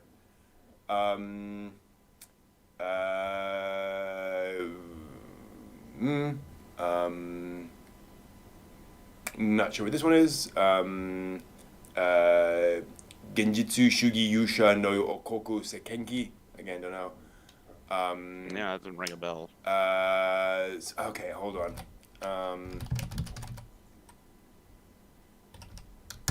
Let's try. No, I want. Yep. And we'll go over to. Thank you. There we go. Yeah, 10 Million Lives Season 2. How a Realist Hero Rebuilt the Kingdom, which I've heard of. It's basically Isekai, you know, you got to save the kingdom. And he goes, no, we're not going to defeat the demon lord. We're going to reform our economic policy. Oh. Isn't that kind of like a slight take on the one where all the genius kids go to the other world? Could They're be. like, now Could we're be, going to form yeah. a new government and a new society, and we're going to do all this stuff. Democracy and so forth. Yeah. Okay. Before I go any further, Steve, what have you learned tonight? Yes. Well, I have learned that Mugen Train is apparently in my future, and I'm gonna have to spend money on that and watch it. I have not watched. I don't believe I've watched any of the episodes yet. Okay. I have learned that my niece, my 6-year-old niece, is into Pokemon. Ooh. And so she's very excited about the card collecting, and she's shown me on FaceTime, on the phone, FaceTime, all the cards she gets, and talks to me about it. And she watched Ginger Guy's video about the Pokemon Cafe Nice. and thoroughly enjoyed it. She told me that she really enjoyed it. So, I learned that I know now what to get for her birthday in August. Yes, you do. So I have an idea. Now that she's turned to the dark side. Exactly. And you know what? And this signals again. I don't know if you remember this, Brent from Anymore, when you were doing your panel on introducing kids to anime. Mm-hmm. And I was in there and I said, okay, so my sister-in-law has a kid who's watching Paw Patrol. Right. And they're tired. Remember that? Tired. They are tired. Olive, my niece, has gone on to Pokemon. Okay. Paw Patrol. So Okay. we're happy about that. Good. And lastly, I have learned, not lastly, I have learned that I may have to rethink my concept of my new micronation of Angri-La, because, malt liquor is anger, and, fire is pain, and pachinko is always rigged. So why would I make that micronation? Well, why not? Anyway, That's why they have Vegas. right, exactly. Actually, it's more like that's why we have Atlantic City. Yeah. Well, yeah, that's probably more true. But finally, I have learned that context is everything, and you should know it because you should, and there's no excuse. Right. So the next time you see a Takahata film, just get the Encyclopedia Britannica, Yep. Memorize it. memorize it, Mm-hmm. get your tablets, get as much information as you can have together, and analyze every single little thing, because if you don't, you'll watch an entire movie thinking you're watching one thing, and then you learn in a span of mere seconds on a show like tonight that, that's not what you watched. And that's You couldn't what have I've been learned. more wrong. I could not have been more wrong. Yes. So, anime of next season, The Honor Student at Magic High School. So a spin-off of Irregular. Yep. Banished from the hero's party, I decided to live a quiet life in the countryside. Yes. Which is... World's Finest Assassin gets reincarnated in another world as an aristocrat. So I believe it's basically a reincarnated as an aristocrat, so he's sort of applying sort of assassination mindset to being an aristocrat. Okay. Yeah. Drugstore in another world. Slow life of a cheat pharmacist. Wow. Okay. So, yeah. They did Izakaya to another world, so sure. Okay. Cool. Apparently, it's basically that different fantasy races need different kind of things for them, Right. so you have to kind of figure all that stuff out. It was like Monster Girl Doctor. Right, yeah. Had, which is deal with different monsters, different needs. This looks a lot more cutesy. Seirei Gensoki Spirit Chronicles, let's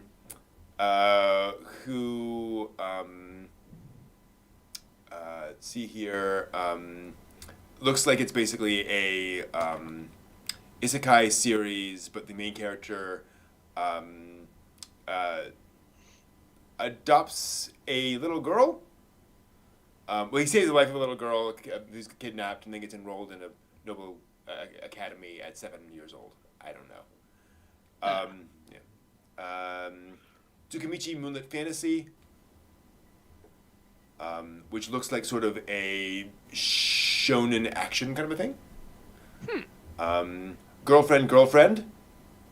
3 guesses what that's going to be. It's about men and their heart aches and their troubles. Yeah. Cooking. Yeah. Okay. Dungeon of Black Company, which looks like a dungeon fantasy thing. Remake Our Life, which I'm actually kind of curious about. This guy is a 28-year-old game developer. Everything is going wrong for him, and he is thrust back 10 years to his college days. And so now it's like, do I make the same decisions? Do I want to go on a different path in life? All that kind of stuff. Interesting. Did you ever see Re-Life? Mm-mm. A pill that makes you 10 years younger. Okay. And then knowing what you know now, sort of the same kind of concept, but medically, knowing what you know now, you go back to high school and you can make different choices with your life to get a better result. So it sounds like a very similar concept. Yeah. I'm sure I'd still screw it up. Well, it's one of those things. When you change one thing, change the whole thing. So if you know the outcome you want one part of your life at a certain step, getting there without repeating everything, that's the tough part. You have to figure out all the permutations. Yeah. More than I can do. Yeah. Peach Boy Riverside, which looks like a girl deciding to travel outside of her city, her fantasy city for the first time, and kind of exploring the world. Ooh, be good. Like the traveling witch. Okay. Yeah. The detective is already dead. Saw that one. Yeah, exactly. Like what? Which looks like because he's Sherlock Holmes, but he's a zombie. Yeah. I don't know. I can't wait for us to watch that one. Yeah, exactly. I feel like, oh, here it is. So the tags are comedy, drama, mystery, romance. There's nothing's It's a lot more of romantic than comedic It's than a lot a of zombie, I guess. And then the cringy one, Megami Ryo no Ryobu-kun. Nagumi Koshi was abandoned by his father after their house caught on fire, leaving him to roam the streets penniless. Then one day, a girl who finds him lying on the sidewalk takes him to a woman's college dormitory, one known for housing troublesome residents, and asks him to be their dorm mother. Yeah. And he's 12. Yeah. Yeah. What? Wait a minute. Is Love Hina? How old is he? He's in college. He's in college. Yeah. Yeah, his Mhm. guitar Yeah. is in college. He's a Ronin, I think. Yeah. Okay. Also, episode 13 of Wonder Egg Priority, which I need to see more of that. I don't know if I'm emotionally ready for the. I got past episode 2, and I'm like, I'm feeling like I don't know. I need comedy right now. I'm back away here. There is Idaten deities in the Peaceful Generation. Hayato's a young deity with a foul mouth who's always heard legends about demons that were sealed away 800 years ago. He goes after all these demons, except it's by the creator of Ishizoku Reviewers. So it's his next thing. Which, okay, I kind of get that. Oh, look, but you know what? Just because you've done one thing doesn't mean you can't be exploring the boundaries of like a different concept. Right. Or is it exactly? I so want to show you the cover of this right now. Oh God! So it's not. He hasn't gone with a new direction. It is well. It's 2 guys and a girl, on top of the tongue of a giant-breasted woman. That's all I'm saying. Like her tongue is all coming out, and they're standing on top of it, or going whatever, waving basically. Yeah, I don't know. War and Peace, this ain't gonna be. No. The Duke of Death and his maid.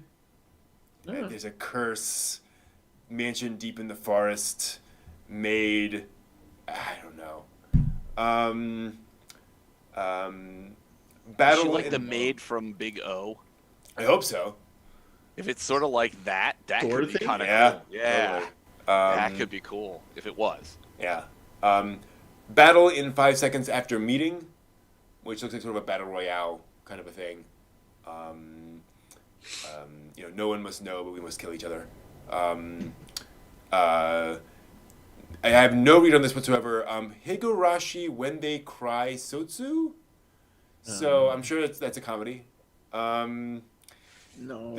Maybe they're just super chibi, and it's like Yeah. their everyday life between the murderous craziness. Yeah. Uh, Again, I really want to show you the cover of this right now.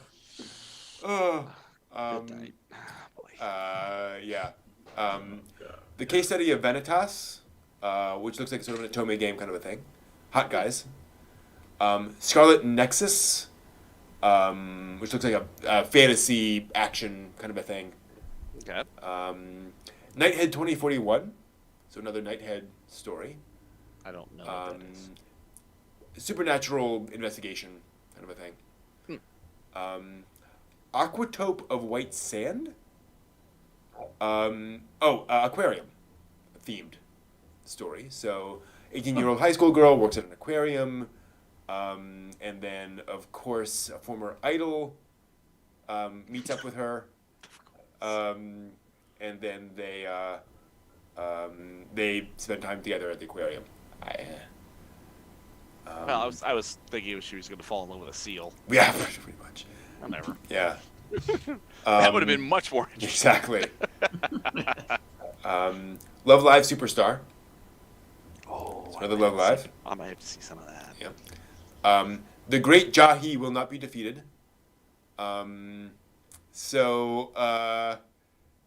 do love this concept. The Dark Realm second in command, the Great Jahi, is a frightening figure feared and revered by all. But then a magical girl shows up and defeats him and destroys the Dark Realm. And so the now puny and powerless Jahi is transported to the human world as this, I assume that's a girl, as a little girl in a crumbling apartment trying to rebuild her demon, world. Empire. Demon empire from there, while paying rent and all that kind of stuff. So, God. that's Okay. fun.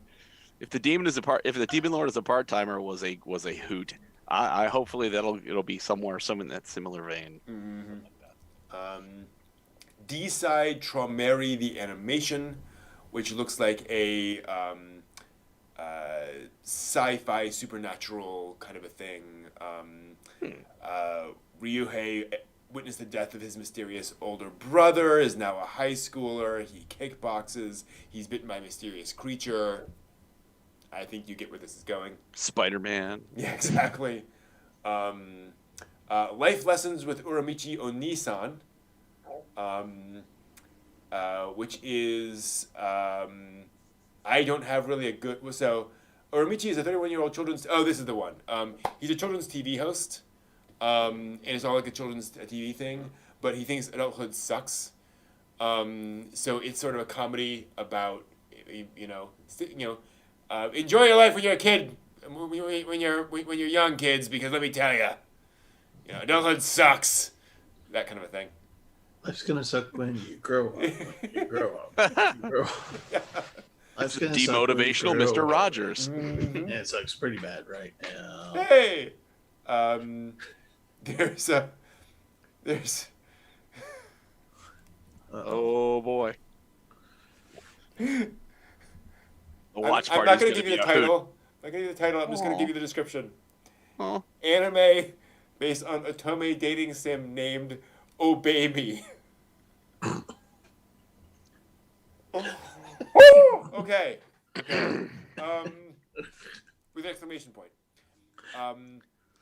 Kageki Shoujo, which is, it's actually interesting. It's based on the Takarazuka Review. So the girls go to a high school that is musical theater, all girls play both boy and girl roles, all that kind of thing. And so it's not the review, but it is, right? Like it's not sponsored or anything, but it's the same kind of concept. Right. So shoujo school drama. The one that really interests me is Megaton Musashi, which is a mecha series. Three teenagers, world's been mostly destroyed. They're chosen to pilot three machines that combine to form the Musashi robot, which is made out of Megatronium alloy, which I think is the sense of the feel about it. The series will balance robot action with school life, which is makes me curious. But the teaser image is more like, I mean, it's like this weird like CGI rendered thing, like very gritty, like that that live action that puppet thing that we saw. Oh yeah. The Mazinger the Mazinger K thing. Oh yeah. Kind of that style. Huh. So I'm curious as to whether that's just a promotional image. I don't know. Yeah. So curious. Tsuki Pro Animation 2, so another Otome game thing. Idler 7, The Third Beat. A Getter Robo series. Really? Yeah, Getter Robo Arc. Excuse me. Wow. And that's the list so far. For So TV far. anime for summer. So far. Yeah, that is...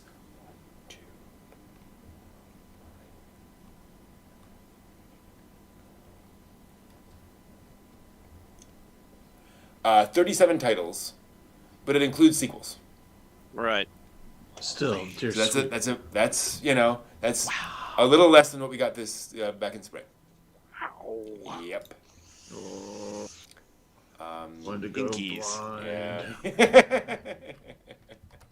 So. But we can hope for more ones like Gloomy Bear, where it's only a Yes. minute. Exactly. Yeah. You're gonna wipe out lots of those that are only a minute long. Yeah, most of these do not say, unfortunately, what their length is, but I'm definitely curious. So next week on the live show, we will be talking about Makoto Shinkai's Your Name. Yeah. That's right. That is coming up. 2016's Your Name, one of the highest grossing animated films of all time. And FYI, the week after we'll be watching Dallos, the first OVA, and yeah, Steve laughs. Dallas is an experience, and then So many of these have been in such interesting oh ways. boy, No, you don't understand. This is like, I mean, it's the first OVA, so it's historical for that reason. But the other, it's just, All right, Steve. it's so awful that Well, you that have sold me on it. to, you have to love it. It's kind of like that really ugly puppy that everyone just goes, oh, it should be run over, but I love it so much. Oh, the ugliest dog in the world contest. Yeah. you can feel the passion they put into it. You can feel like they really wanted to tell this serious science fiction action story, and then you just watch it all fall apart. Yeah. And it is not unenjoyable. Like, No. it's You can enjoy it. Yeah. it's a fun ride. It just does not hold together. It just all the pieces fall apart while you're watching it. But it's like, okay, this is fun. It actually is a little bit like watching all the episodes of Megazone 2-3, Yeah. right? Oh, It's like God, all yeah. these, no, you did try to done that. Like, no. I had to. Oh, so many. Oh, you did. But it has some of the great death scenes in there, It though. does, yes. And then I will show you the cover of the American release, which is a whole other experience. So boy. Your Name next week, Dallas the following week, and then we're actually gonna be taking a break for the next couple of weeks after that. So we're gonna take a little bit of a late spring, early summer vacation for a couple of weeks. So just FYI coming up. Just letting you know ahead of time. And then we'll come back with a watch party. Yeah.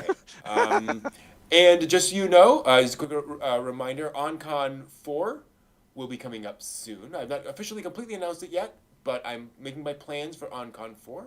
It'll be mid-June, around June 19th or 20th, something along those lines. So I'll be releasing more information about that shortly. Actually, I do have information about that. It's on the website. So OnCon 4 coming in, again, mid-June. Panels will be announced hopefully in the next week or so. We have some great panels submitted this time around, which, looking forward to showing you all. So look forward to that. Sweet. Yeah. So I think that'll do it for us for tonight. Thank you all so much for watching as always. Appreciate you all in the chat. It's great seeing you all there. See you guys. Appreciate your comments. We read them all. And we will see you all next week. Johnny, sayonara. Oyasumi nasai.